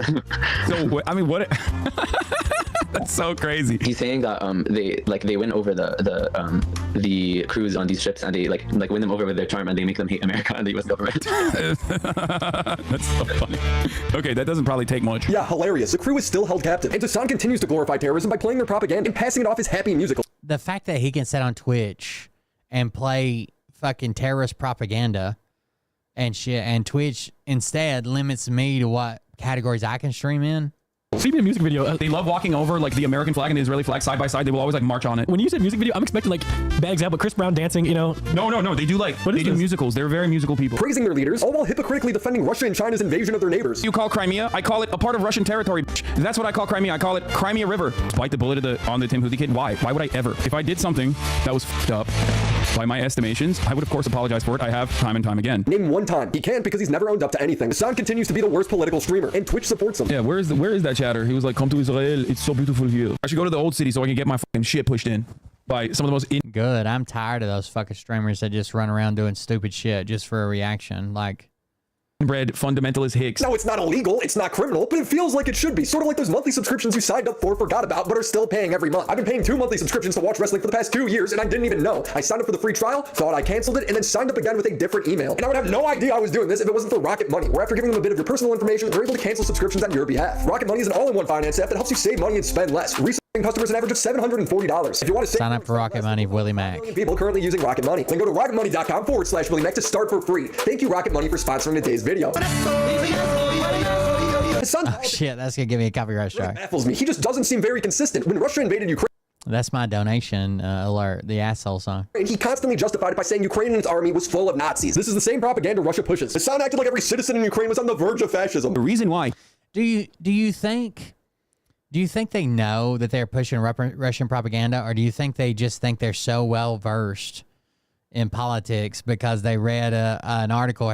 You know, Joe Rogan the other day, I'm almost positive that he conflated the fact that Ukraine's been given the green light to use the medium-range missiles in Russia, right, as to combat Russia, and Russia launched an ICBM for the first time ever in combat into Ukraine. He conflated the two, right? He was yelling at Russia for starting the Third World War, and he's like, "Didn't you see it? It's intercontinental. It could have been nuclear. It could have been He doesn't even know what the fuck he's talking about. He was blaming that on Ukraine, and that was Russia that fired it in response to, allegedly, the fact that they're using medium-range missiles now on Russian territory. But, like, I don't even know if they know that they're spreading propaganda, or if they just think that, like, I fucking do my research, and this is what I got. A small amount of nationalist forces gaining prominence is additionally terrifying. It's like Tinder, okay? It can cause a wildfire of nationalism because it's already baked in to the attitudes of the commoner, okay? Every person already has like a predisposition towards nationalist tendencies. So the issue is when you start legitimizing the nationalist guys, boom, all of a sudden everyone can ghetto. The country could turn fascist like that, okay? He justified Russia annexing Ukraine constantly. Regardless of whether he wants it or not, he needs it as a buffer state. Exactly. Whether he wants it or not, he needs it as a buffer state. So he's saying, like, yeah, Russia should just have Ukraine. Exactly. Russia's historic access into the Black Sea, Crimea, that's like historically and ethnically all Russian, majority Russian. They're Nazis. Everyone's going to be radicalized. But when it comes to a fundamentalist group like Hamas that theoretically would run the country, Hassan doesn't seem to have those same worries. He justifies it by using Republicans as stand-ins for Hamas. I'm saying that the gay people and the trans people that are living under those conditions in Gaza, right, see Israel as a far larger problem in their existence than they do, like, Islamic fundamentalism in terms of governance. If we were getting ruthlessly slaughtered by an alien force, I wouldn't give a fuck if someone was homophobic or not. I'd be like, thank you for fighting against the alien force. That seems awesome that you're doing that. I would actually arm up side by side with my fellow homophobic Republican rabid Christian fundamentalist sociopaths to try and protect my home. And that's the point. That's the same thing as the Azov battalion fighting in Ukraine. How does he have these conflicting opinions? It makes no sense. Asmongold made the horrific decision to call Palestinians culture inferior. Hassan rightfully called him out for this. These people are not your allies. They are not the same as us. They come from an inferior culture. It is directly antithetical to everything Western values stand for, and it is an inferior culture in all ways. It's terrifying. Like, saying they're inferior, saying they're evil to justify the death and destruction that befalls them is so horrifying. Because remember, Hassan would never call another culture inferior. He would never do that. I don't agree in theocracy at all. But like, wouldn't that mean that it would be inferior? No, I wouldn't say that any culture is inferior to one another. All life must be cherished. Their lives are no different, even if they disagree fundamentally with you. But if we just go back to last year, Hassan was justifying China's invasion of Tibet for the same reason. Their inferior culture. He says China's imperialism is good because they focus on taking over their neighbors. Chinese development and Chinese military. He says so much shit that's the exact opposite of shit he just said earlier in the day. It's just wild. Military Listen to him talk. Is either irredentist in nature, which is different than imperialism, where it's more so expansive in its own limited area, rather than global imperialism, which is done with the express effort with the Tibet, Taiwan. Tibet was literally a feudal slave mandate. Autonomous zone. China did them a favor. That was one. I mean, in America, when I say something like this, people get very upset. You know, we talk about the Dalai Lama saying "suck my tongue" or whatever, but like that's not far from the norm in normal Tibetan existence before the Communist Party came in and China unilaterally took over Tibet. Like their culture. They basically are trying to, homogenize the culture. In the name of squashing an inferior culture, China killed over 87,000 Tibetans. That's 1. They killed 87,000 Tibetan citizens. Yeah, but it's their right to do it. 2 million, one out of every. Then he says that, but they're not interested in a global takeover. Have you ever heard of fucking Belt and Road? 6 Tibetans since their occupation. I don't understand how you could be pro-Palestine and then support Russia and China. Israel's neighbors with Gaza. Does that make what they're doing okay? No, of course not. His politics makes no sense. It's constantly contradicting himself. But then you realize that he's America bad all the time. That's it. Let me explain to you 2 principles that you should keep with you, coming from a person who's Turkish, okay? When you look at a situation in the Middle East, you look at what the local government is and who the Western forces are. Never align with the Western forces. That's a principle that you could take home with you. If you want to actually be more... Just never align with the Western forces. Got it. Or if you want to be smart about the way you analyze other countries, that's one basic principle that you can take home with you. All of a sudden, magically, you are above on your foreign policy analysis. You're going to be better. In the 50s, China took over Tibet in the 50s, maybe? Better off than 90% of people that look at the situation. That's not what an analysis is. That's doing the same thing Sneeko does. And Hassan's always been this way. He doesn't care about principles or being morally consistent. Do I think that this could be a dangerous precedent? Absolutely. But the right has been doing this for a very long time. Yeah, but they've been able to, that's the point. The point is they're wrong. I hate their tactics. But no one cares about being morally consistent, or no one cares about... I do. I care about that. I know you do, but in the end of the day... He just wants his side to win at all costs. It's turned him into running straight up terrorist propaganda for the past 10 months. Mamma mia, mamma mia, mamma mia, mamma mia. I'll be making fucking dough in the pizzeria. Hassan has been rewriting history when it comes to the Houthi terrorist he did propaganda for. Now he's just some random teenager. Random fucking Yemeni teenager. The Yemeni kid not connected to the Houthis, and doesn't even matter if he was. Not only does it not matter to me if he was. Wrong. Again. It would obviously change the dynamic of the interview if he was. Most people don't know that he isn't a Houthi or have seen his post about respecting Jews. I don't really care. They will just say, oh, he's doing PR. These are all provable lies. When Hassan initially interviewed the Houthi, it was framed as him being a terrorist. Bro, are we about to have a Houthi rebel on stream? Yes, brother. What do you mean? He sets it up he frames it as interviewing a Houthi terrorist. And he's like, oh no, it's just some guy from Yemen. Excuse me. Of course I'm about to have I'm a journalist, okay? This is journalism. When Hassan asked if he was Houthi, the guy did not answer, instead referring to the Houthis' justification for pirating commercial ships. I don't know if he is allowed to speak on this. I don't know if he's actually a part of the groups at all, or just like simply a TikToker. You know what I mean? I don't know how to ask that in the best way possible, though. Yeah, I feel like we can ask it pretty directly. His answer is he's a Yemeni who stands with Palestine. Hassan will go on to greenlight the Houthis' mission of attacking civilian commercial ships on behalf of him and his entire chat. Dude, we think the Houthis, Ansar Allah, is doing what Luffy would do. You should tell him that. The whole point of this interview was to make this Houthi soldier seem relatable. He's just like me and you. One of his viewers would point this out, and Hassan would tell him to shut up. Maybe explain why you're trying to get this type of humanizing information from. Okay, shut up, chatter. Come on, it's not like that's crazy. What does he have to say to dumbasses that consider him to be a terrorist? What does he think about that? That's a question. I just banned one of those stupid f***ers in the chat just now. She says, who are they? Just fucking dumbasses. Wow, what an insightful interview. When a viewer offered a real question for Hassan to ask, Hassan ignores it, instead asking about food. Jesus Christ. Okay, what else do I want to ask? So like, I mean, he's What do you eat? Ask him if he would stop going on boats if Israel stops the genocide. I mean, yeah, he's gonna say yes, chat. What are you talking about? Those are like dumbass questions. Has he ever had like Western food? Great question. Hassan has woven an imaginary personality for this guy where he's not a Houthi, he's not anti-Semitic, he's basically just Anne Frank. First of all, he wasn't Houthi. I asked him. He was like, I'm not. This never happened in his interview. He's just lying. When the pirate was asked if he was a soldier on Instagram, he replied, I saw they negotiated the Israel-Hezbollah ceasefire. His Instagram was banned, but this was still documented in news articles at the time. And who is the current governing body in Yemen? It's the Houthis. Stop believing this lie from Hassan. Many people said, oh, he's hiding it. He's PR trained, which is really funny to say about like some random dude who can't even speak English. You said that. It was because he wouldn't answer the only 2 serious questions you asked. Oh, okay. That's interesting. I mean, I don't know. I feel like he's very media trained, surprisingly, but okay. Now, I used to think Hassan just had 0 critical serious questions you asked. Oh, okay. That's interesting. I mean, I don't know. I feel like he's very say about like some random dude who can't even speak English. You said that. It was because he wouldn't answer the only 2 serious questions. Oh, he's hiding it. He's PR trained, which is really funny to say about like some random dude who can't even speak English. You said that. It was because you're the one who said he was PR trained. Answer the only 2 serious questions you asked. Oh, okay. That's interesting. I mean, I don't know. I feel like he's very media trained, surprisingly, but okay. Now, I used to think Hassan just had 0 critical thinking skills, but the truth is he's doing propaganda. And I asked him, like, what do you think about Jewish people? What if I were to Let's see what we know about the deal. U.S. President Joe Biden announced ceasefire. Ceasefire is meant to be permanent. U.S. President Joe Biden told reporters that the agreement was designed to be a permanent ceasefire. Under the terms of ceasefire, over 60 days, Hezbollah will remove its fighters and weapons from the area between the Blue Line, the unofficial border between Lebanon and Israel, and the Litana River, about 30 kilometers to the north. Hezbollah fighters will be replaced by Lebanese army forces in that area, who will ensure that infrastructure or weaponry is removed and that it cannot be rebuilt, according to U.S. senior official. Over the same 60 days, Israel will gradually withdraw its remaining forces and civilians, Biden said, adding that it would enable civilians on both sides of the border to return to their homes. It'll be 5,000 Lebanese troops. The Lebanese army is expected to deploy 5,000 troops to the south under the agreement, according to a U.S. official. However, questions remain about their role in enforcing the ceasefire and whether they would confront Hezbollah if needed, which would have the potential to exacerbate tensions in a country where divisions run deep. The Lebanese army has also said it does not have the resources, money, manpower, and equipment to fulfill. So basically, the Lebanese army just pulled out when Hezbollah came in, and they've just been running that entire area. But many Western officials say Hezbollah has been weakened and that this is the moment for the Lebanese government to reestablish control over the country's territory.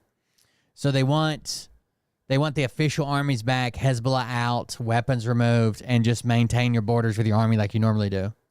That like Jewish people are leading the anti-Zionist movement in America. And he was like, that's great. I love them.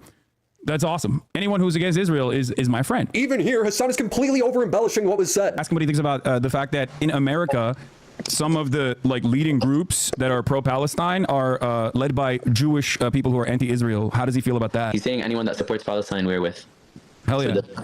That's it. That's all he said. The same media trained answer he's been giving Hassan all night. Hassan goes on and compares him to Anne Frank. Like he is a person whose only experience is like, it's literally like talking to fucking Anne Frank, basically. Okay, being able to talk to Anne Frank in real time. Now, I don't remember Anne Frank being part of a militia group that boarded commercial vessels and took captives, shooting missiles at commercial ships that have nothing to do with their stated mission against Israel. But you know, Anne Frank. I think they're going to have French military on the ground. No U.S. troops, French military on the ground with the Lebanese troops in an advisory role again. Diary, this guy had Twitter, so let's read it. Here's him saying you shouldn't be afraid of the Houthi unless you're a Jew. They're very...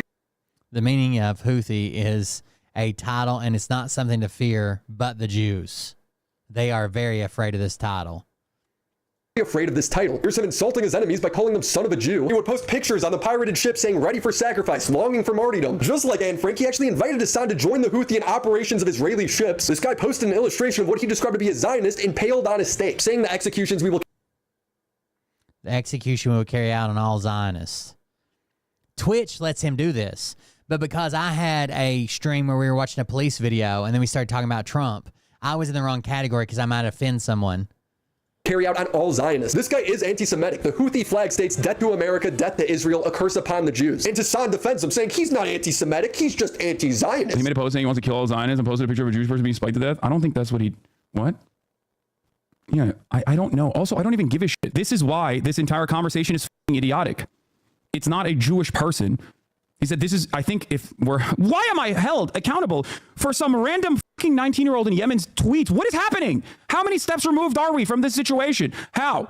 Well, you interviewed him directly and gave him the platform, but he still rants on Destiny for interviewing Nick Fuentes and destroying him in a debate. Like, absolutely making Nick Fuentes look like a fucking retard, right? But he's like, how many steps am I removed from this guy? How is this a conversation that you want to have right now? I fucking despise all of you, dude.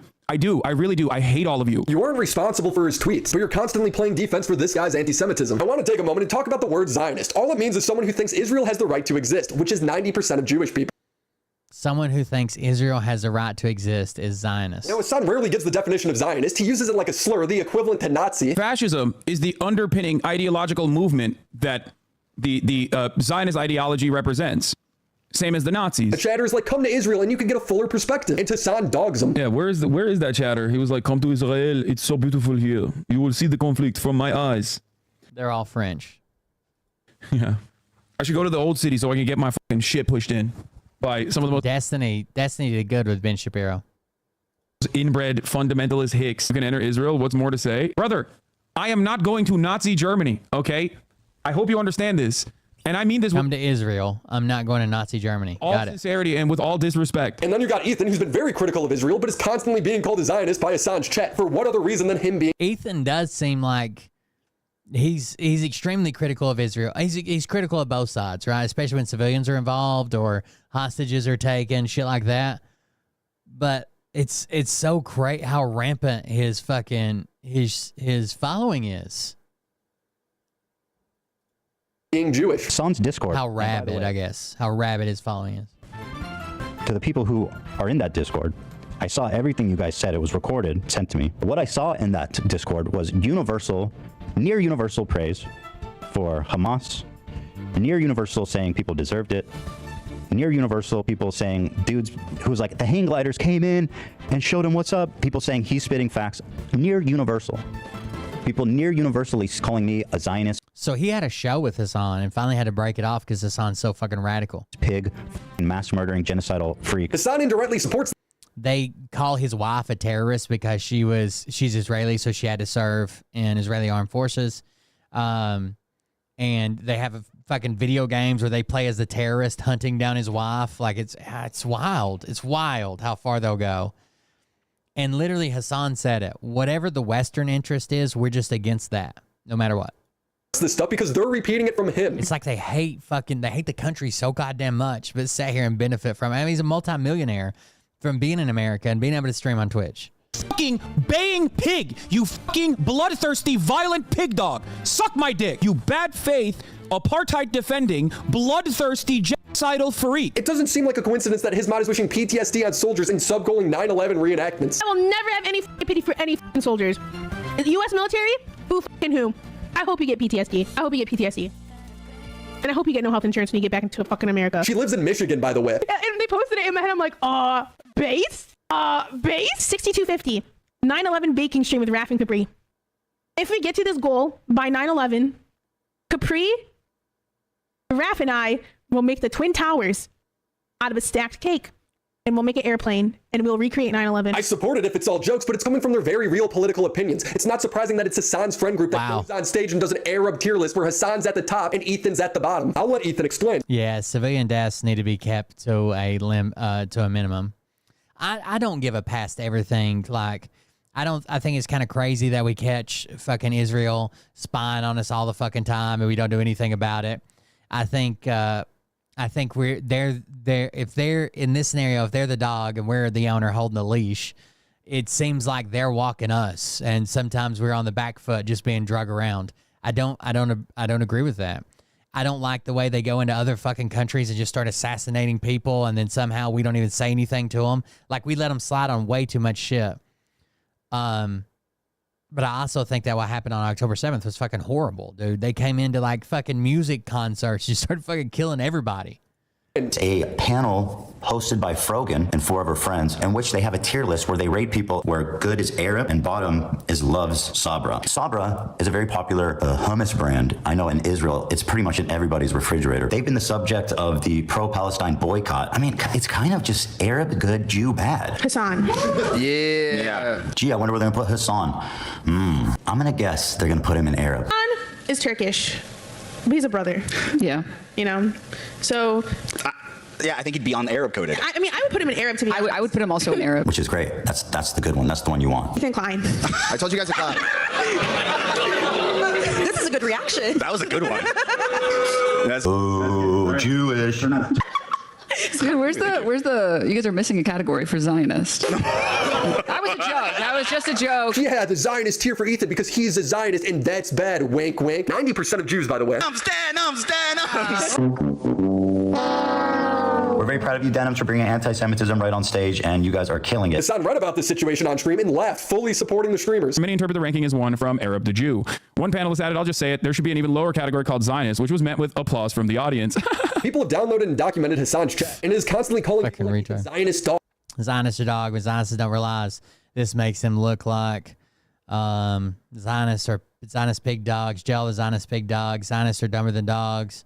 They are hoping it happens. Zionists are dogs too. Zionists are dirty dogs. Zionists are rabid dogs. Soulless scum. They hate anyone who thinks Israel should exist. So if 90% of Jews are Zionists and you and your community hate Zionists, it comes off as using the same coded language as the Nick Fuentes crowd. Need to do exactly. They're just using Zionist instead of Jew. Is all this movement that's around, Jews do this. This needs to stop. This really needs to stop, and we need to focus on Zionism, Israel, Israelis. Start calling them Zionist. Start calling it Israel. Stop using the name Jews, because this is what gets you demonetized. As for Nick Fuentes, replace that word Jew with Zionist. I don't think you'll have that many issues. When presented with that fact, Hassan calls everyone a Nazi. That's why people don't understand. Like, there's no difference between what Nazis say.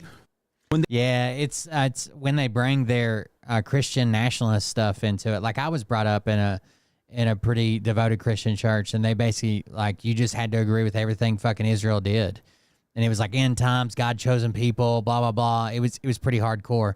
And I think when you bring that into politics, that's when people say things like, we need to show respect or devotion or bow down somehow to Israel.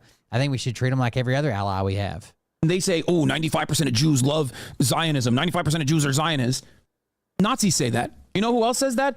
Dumb fucking Zionists who think that is a way to defend Zionism. In response to this criticism, Hassan just starts pointing to every anti-Zionist Jew he knows, as if that somehow changes the facts. I'm actually friends with the Jewish guy, and he's anti-Zionist, so I gotta pass. All of my friends that I've made through, obviously, my... I don't know. I in real life, short of these far left streamers, I don't know anybody that says like, oh, well, Israel shouldn't even be a country.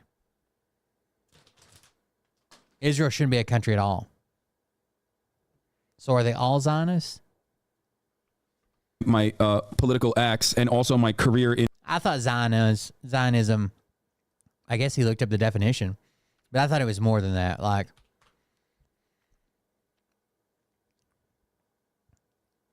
it's like an unfettered support for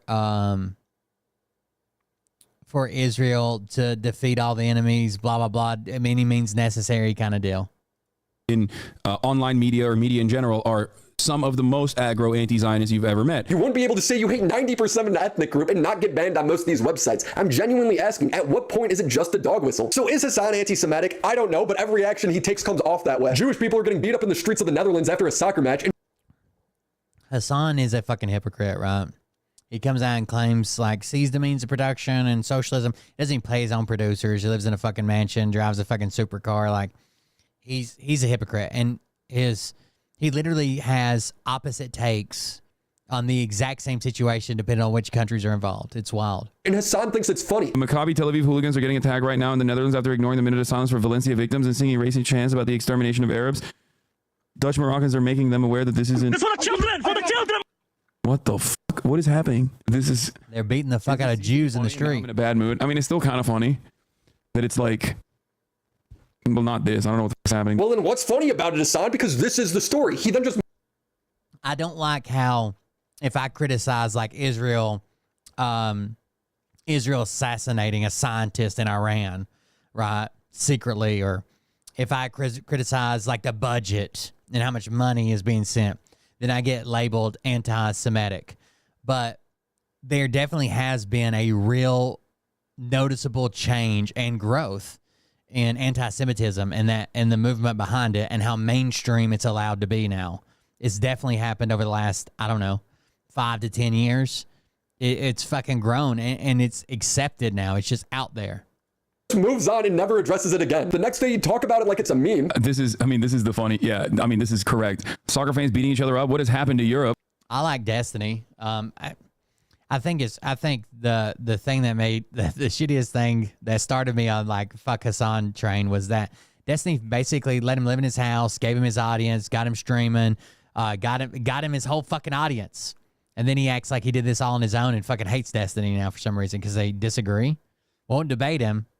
I mean, it's my assessment. When I first heard about it, I was like, wow, I'm shocked to find out that soccer fans are fighting. These Israeli fans are not innocent. They were chanting threats to Arabs, being racist. They rolled into town with Mossad agents, started shit, and is now a pogrom because they lost a traditional Euro-style soccer fight. But it's just one more instance of him downplaying the violence when it comes to Jews. When people bring up the rapes on October 7th, he scoffs, sometimes outright denying that they even happened. What rapes did Hezbollah do? Bro, what rapes did Hamas do? What are you talking about? Hamas has committed horrific acts of sexual violence and took women and girls rolling her eyes. Yes, they were fucking raping people. Men and boys slaughtered after enduring. Yeah, that's the way I think. Like, they're definitely an ally, and they're an important ally, but we should treat them like every other ally of that level. The deadliest day for the Jewish people. Women were horribly raped. As I said then, I say today, Israel had a right. What message does he think he's sending? There's a reason Myron's trying to relate to him on Twitter. It's not an accident his entire chat thinks this was based and cool. By the way, Myron from Fresh and Fit, he's got this clip. I hope this clip follows him the rest of his life. He's in a white supremacy Twitter space. He's in a white supremacy Twitter space. And they're talking about getting all the Mexicans and Muslims out of the country. And then a guy that's leading the Twitter space finally confronts him and is like, well, Myron, like, I appreciate your help with us in this movement, but like, once all, like, the Jews, the illegal immigrants are out of here, like, you're next, right? And he's like, wait, guys, what do you mean? What? No, I was born here. You're in a white supremacy Twitter space, dude. You're not white. What did you think was going to happen? Like, just because you're helping them get rid of the Jews, do you think after the Jews are gone, they're going to be like, oh, yeah, that black guy was based. He can stay. Cool. For the children! Too based, let's go. Haha, rip bozo. We must continue to protest. Hassan may feel like he's made this clear distinction between Zionists and Jews, but his chat clearly isn't picking up on it. His friends aren't either, and he clearly doesn't care enough to correct them. And that brings us back to the Houthi. Let's be real, guys. If we can't call a Houthi terrorist whose motto is to destroy... Netanyahu was definitely a fan of Trump winning. I'm afraid that it's going to be like Trump just turns him loose, and there will be a bunch of civilian deaths, and it'll just be steamrolled, right, with the United States full backing. I don't want that to happen either. I think there's probably a two-state solution in there with some negotiations, and maybe we have to do it like we do like UN inspections or some shit, right? Something. Make sure they ain't digging tunnels and planning attacks on either side. And there isn't, like, there's claims that, like, children throw rocks at Israeli soldiers and they just mow them down. That shouldn't be happening either. But I also don't want Israel just be greenlit to fucking kill anybody that stands in their way. We're the only Jewish state and put a curse. But Trump's literally said that. Like, you got to get them all. You got to go in there and get them all. Once you get them all, then there's no problem anymore. Upon the people, promising to put him on spikes. If we can't even call him anti-Semitic, then the word is meaningless. Nobody fits its definition. In the past, I talked about how Hassan radicalized his audience. I even confronted him about it. You should check it out. But lately, he's been trying to radicalize other Twitch streamers. I don't think people realize how insane this is. Hassan starts off by saying propaganda is bad and that most people don't realize Israel's doing it. Most people still operate on the boundaries of like, oh no, Israel's the Jewish state. Of course, they're doing this for the... You think because we took the German rocket program that we're anti-Israel? I wouldn't think so. Jews and all Jews actually care about Israel, yada, yada, yada. That's not the case, but that's how propaganda works. So for that reason, I'm just letting you know, they will call you anti-Semitic. You shouldn't say a lot of the things I'm saying. Keep in mind, I think it's disgusting that we make excuses for people who have the right material, the right money, but that's that's every country in the world for all of existence. Keep in mind, Nick's like, I'm my own man. I could determine that for myself. I don't really give a fuck about what people say about me in general because I just don't care. Hassan then puts on terrorist propaganda. You want to see a Houthi musical? Sure. These were the people that the Saudis were killing, by the way. Just so you know, these musically gifted individuals. Yeah. Okay, I'm sorry.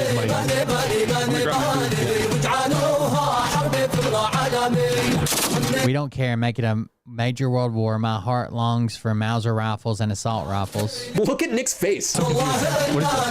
God, I forbade. And about the day we took control of Al-Kubar with an assault rifle. We do not care about Humvees and artillery.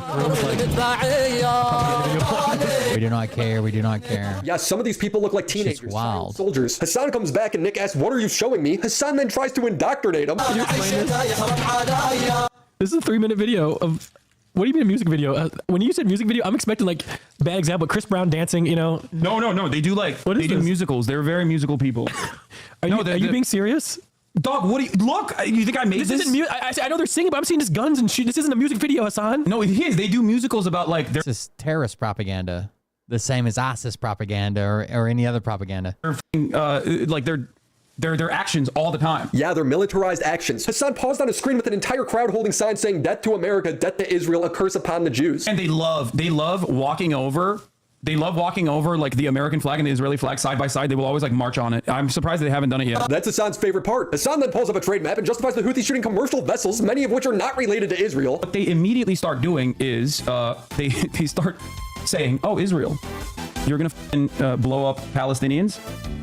Well, guess what?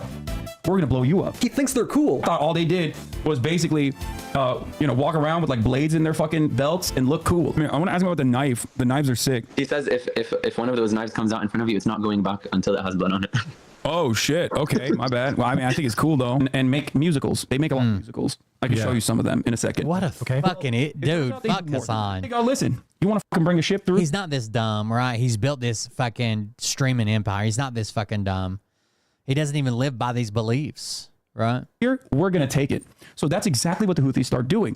They start sending in helicopters onto fucking ships and taking over the ships. Like civilian ships. Going, it's our ship. Yes, exactly like Rust. Look at this. They got the Palestinian flag that they painted under the helicopter with the Yemen flag.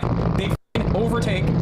They start overtaking the ship. This ship is called the Galaxy Leader. It was departing from Turkey and going to India. The crew is not Israeli. It was not going...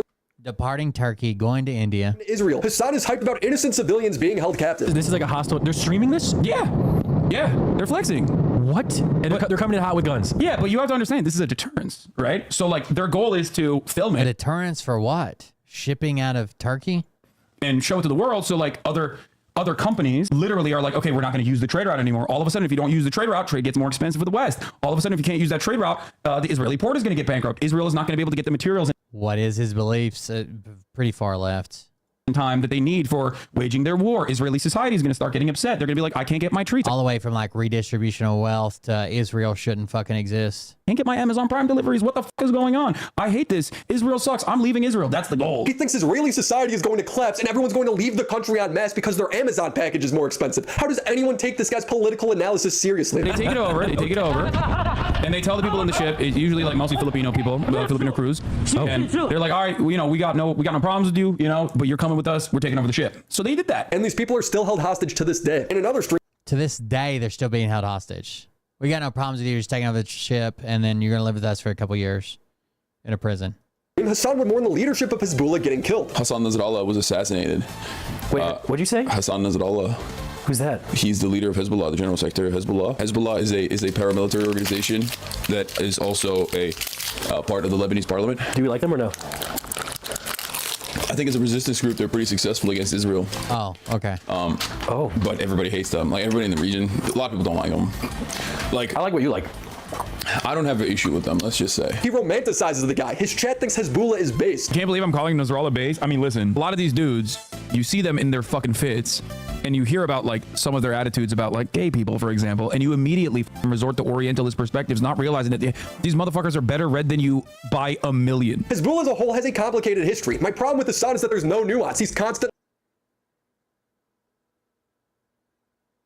glorifying them. You must be a racist if you don't like the leader of Hezbollah. Like, it's not even, no. Are we watching the same video?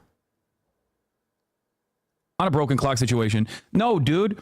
Half of these dudes literally get educated in America and in the UK. What the f are you guys talking about? This is why it's Orientalist to literally look at these dudes and go, oh no, they're fucking barbaric baboons. And like sometimes they get this shit right. No, dude, he knows. It's crazy. He's read more books than you could ever imagine. I can't even imagine the books. He's like 5 Barnes and Nobles. His son isn't educating people on other opinions. He's radicalizing them. When asked by a viewer if his son would denounce terrorism just to get people off of his back, his son couldn't do it. Just denounce terrorists?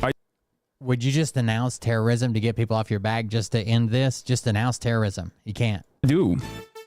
Your voice speaks loud. Do with that what you will. I denounce terrorists every day. I denounce the terror state of Israel every day. I denounce America's actions that are state-sponsored terror every day. So how have we gotten to this point? His first little like mainstream media appeal was the fact that he said, and he's apologized for it multiple times years later, but he basically went off on a rant that America deserved 9/11. How has Hassan been allowed to do this unpunished? Well, it's because Twitch supports him. Oh, shit. As well as the Houthi terrorists were all unbanned on Twitch. None of this makes any sense because these guys promote that Hitler was right. Meanwhile, it was discovered that Twitch blocked... What's that? Sneeko, Fresh and Fit, as well as the Houthi terrorists were all unbanned on Twitch. None of this makes any sense because these guys promote that Hitler is by far the most lied about historical figure in human history. The reason being is because of who the people are that control media, Hollywood, entertainment, and social media platforms. The Allies did their share of dirt and killed more people than the National Socialists did, but no one ever talks about that. History truly is written by the winners. And he's sharing a post from America First, Nick Fuentes group, is an AF post. 21% of Gen Z says Hitler had some good ideas when polled. Was right. Meanwhile, it was discovered that Twitch blocked everyone in Israel Palestine from creating accounts on desktop since October 13th, 2023. Now, you could argue that this makes sense because there's a war going on and they don't want footage on their website. But they didn't do this with Russia and Ukraine. In fact, they've never blocked a country like this before. And then you realize everyone in Palestine gets their internet from Egypt, Jordan, or Lebanon. So this only affects Israelis. Twitch has ignored Israelis complaining about this for months. This led Dan, Destiny's co-host, to do an investigation on Twitch. Dan came out against Hassan, showing all of his radical statements he's made, terrorist propaganda, support, interviewing terrorists, and they ended up banning Dan. Which is anti-Semitism. And what he found was insane. Twitch's current head of trust and safety was fired from her previous job due to having too strong of opinions on Israel-Palestine. And Reddit would talk about Israel is still blocked by Twitch a year later. Her former employee would joke, what has anyone from Israel done for Twitch? Is it at all surprising that someone that works under her has this mentality? So between this, Sneeko Myron, a terrorist, Hassan Frogan, and the Arab tier list being streamed live from TwitchCon, people finally called it Duck a Duck and labeled Twitch anti. I didn't realize that was at TwitchCon. That's their official fucking meetup. The Arab Jew ranking list was TwitchCon. Semitic. And it's hard to argue against it. Twitch is clearly not enforcing its TOS when it comes to comments made about veterans or Jews. I got a whole video on Sneeko. Watch it. How is this guy unbanned on Twitch? TOS clearly states that you can't show terrorist propaganda. Meanwhile, Hassan promotes it and nothing happens. He gets sung happy birthday from Twitch staff. Happy birthday, dear Hassan. This is crazy. People made a website called Twitch or Terrorist where you could guess who said the quote, a Twitch streamer or an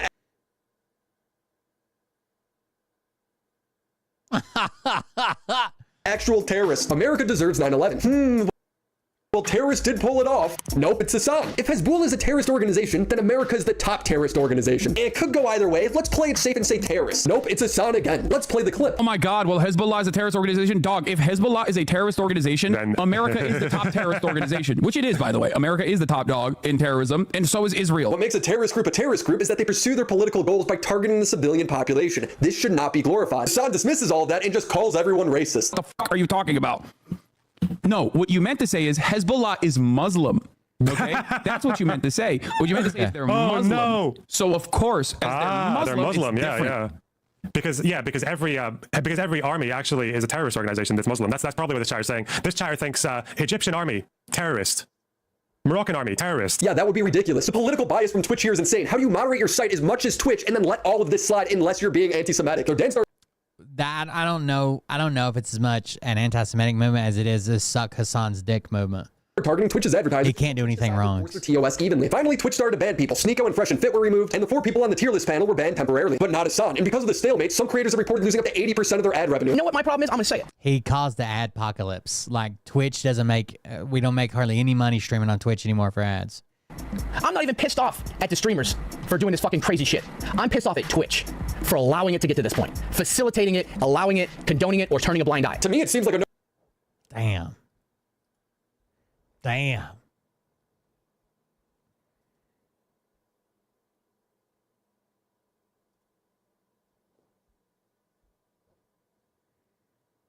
Definitely taking a dump for sure. Jesus fucking Christ. Mine's bad.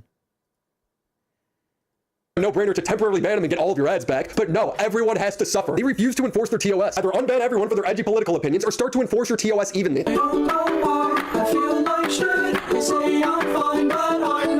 Besides politics have become more and more extreme over the past year. He runs the fence.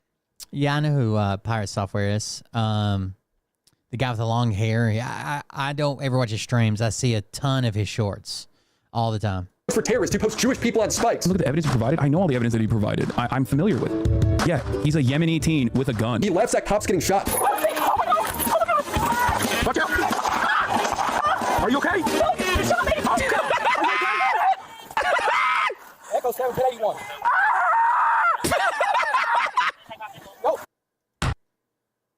Wow. And as of this year, he's doubled down. He stands by it, thinks it's hilarious. Are you okay?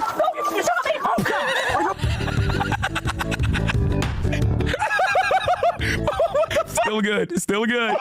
Yo, that still bangs, dude. Yo, that's funny as. He thinks it's funny when Jews get jumped. Children, for the children! I mean, it's still kind of funny. Soccer fans beating each other up. What has happened to Europe? He often denies and scoffs when people bring up the October 7th rapes. Bro, what rapes did Hamas do? What are you talking about? Women were horribly raped. As I said then, I say today, Israel had a... And it's fully backed by Twitch at the cost of all other creators. The video doesn't even go into the countless lies and slander he spreads about other creators. He's a coward, hiding behind his race or the dead bodies of Palestinians rather than owning up to his mistakes. Probably just need to bite the bullets of what? Just stop covering Gaza? Stop speaking to the humanity of the victims? And we will get to that next video. Subscribe to the channel and be sure to check out Rocket Money. Shout out to the homies over on Patreon, Phoebes, Crimson Glass. There you go. Check out the Willie Mack Show on YouTube. He does a pretty good analysis. Go check him out. Make sure you give him a subscription on YouTube. I don't think he ever. I haven't seen him stream. Maybe he does. Maybe I should check and see if he's got live videos. He does not have live videos listed here, and I'm assuming he's probably not on Twitch with as much hate as he's been sending their way. Probably well deserved. But there you go. Check out the Willie Mack Show on YouTube. All right, guys. It's 2 a.m. I'm out of here. I'm gonna grab something to eat. Ride in on the one wheel. Because we still don't have a fucking road. But thank you all for joining us. Thanks for hanging out with me. Thank you for the support. You can support the streamer offline at coldbeer.fund, coldbeer.fund. There's a GoFundMe to rebuild the campground. If you're interested in that, that goes not to me, to the owner. So we can put the campground back together after Hurricane Helene. Atsuko still not released the Chinese merch that she doesn't want anybody else to have. And I'll see you guys tomorrow. Thank you guys for being here. Thanks for hanging out with me. And we'll see you on the next one. Have a good night.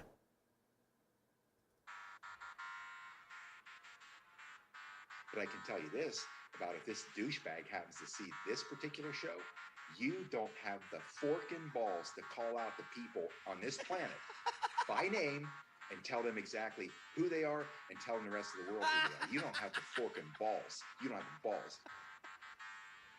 Okay, Scott. Here we go, I think I started some shit. Piss them off, it's about to get lit. Get the place in the best, you know that stage is set. You better buckle up, cause you ain't seen none yet. Here we go, I think I started some shit. Piss them off, it's about to get lit. Get the place in the best, you know that stage is set. You better buckle up, cause you ain't seen none yet. And they say that I'm a lunatic. Well listen, bitch, I came equipped with a quick wit and a 6th sense for the stupid shit. Where my true believer? Y'all need Jesus. Praise the Lord, head to the extreme. All these false fucking prophets who profit off of gossip. Worshipping drums, cocking, begging for a throat deposit. Swinging fucking meat hammers like fool in a thong. He's strapped to the shaft, eating his chest like he's King Kong. Starving for attention, I'ma make your gut burst. I'll be your huckleberry, I can quench that thirst. Baby eating lizard people, alien sex. What's next? Trump in a dress, fucking Flynn on his desk. A retard in a vest, climbing up 5G towers. Cause you told him if he did, he'd get fucking superpowers. Here we go, I think I started some shit. Piss them off, it's about to get lit. Get the place in the best, you know that stage is set. You better buckle up, cause you ain't seen none yet. Here we go, I think I started some shit.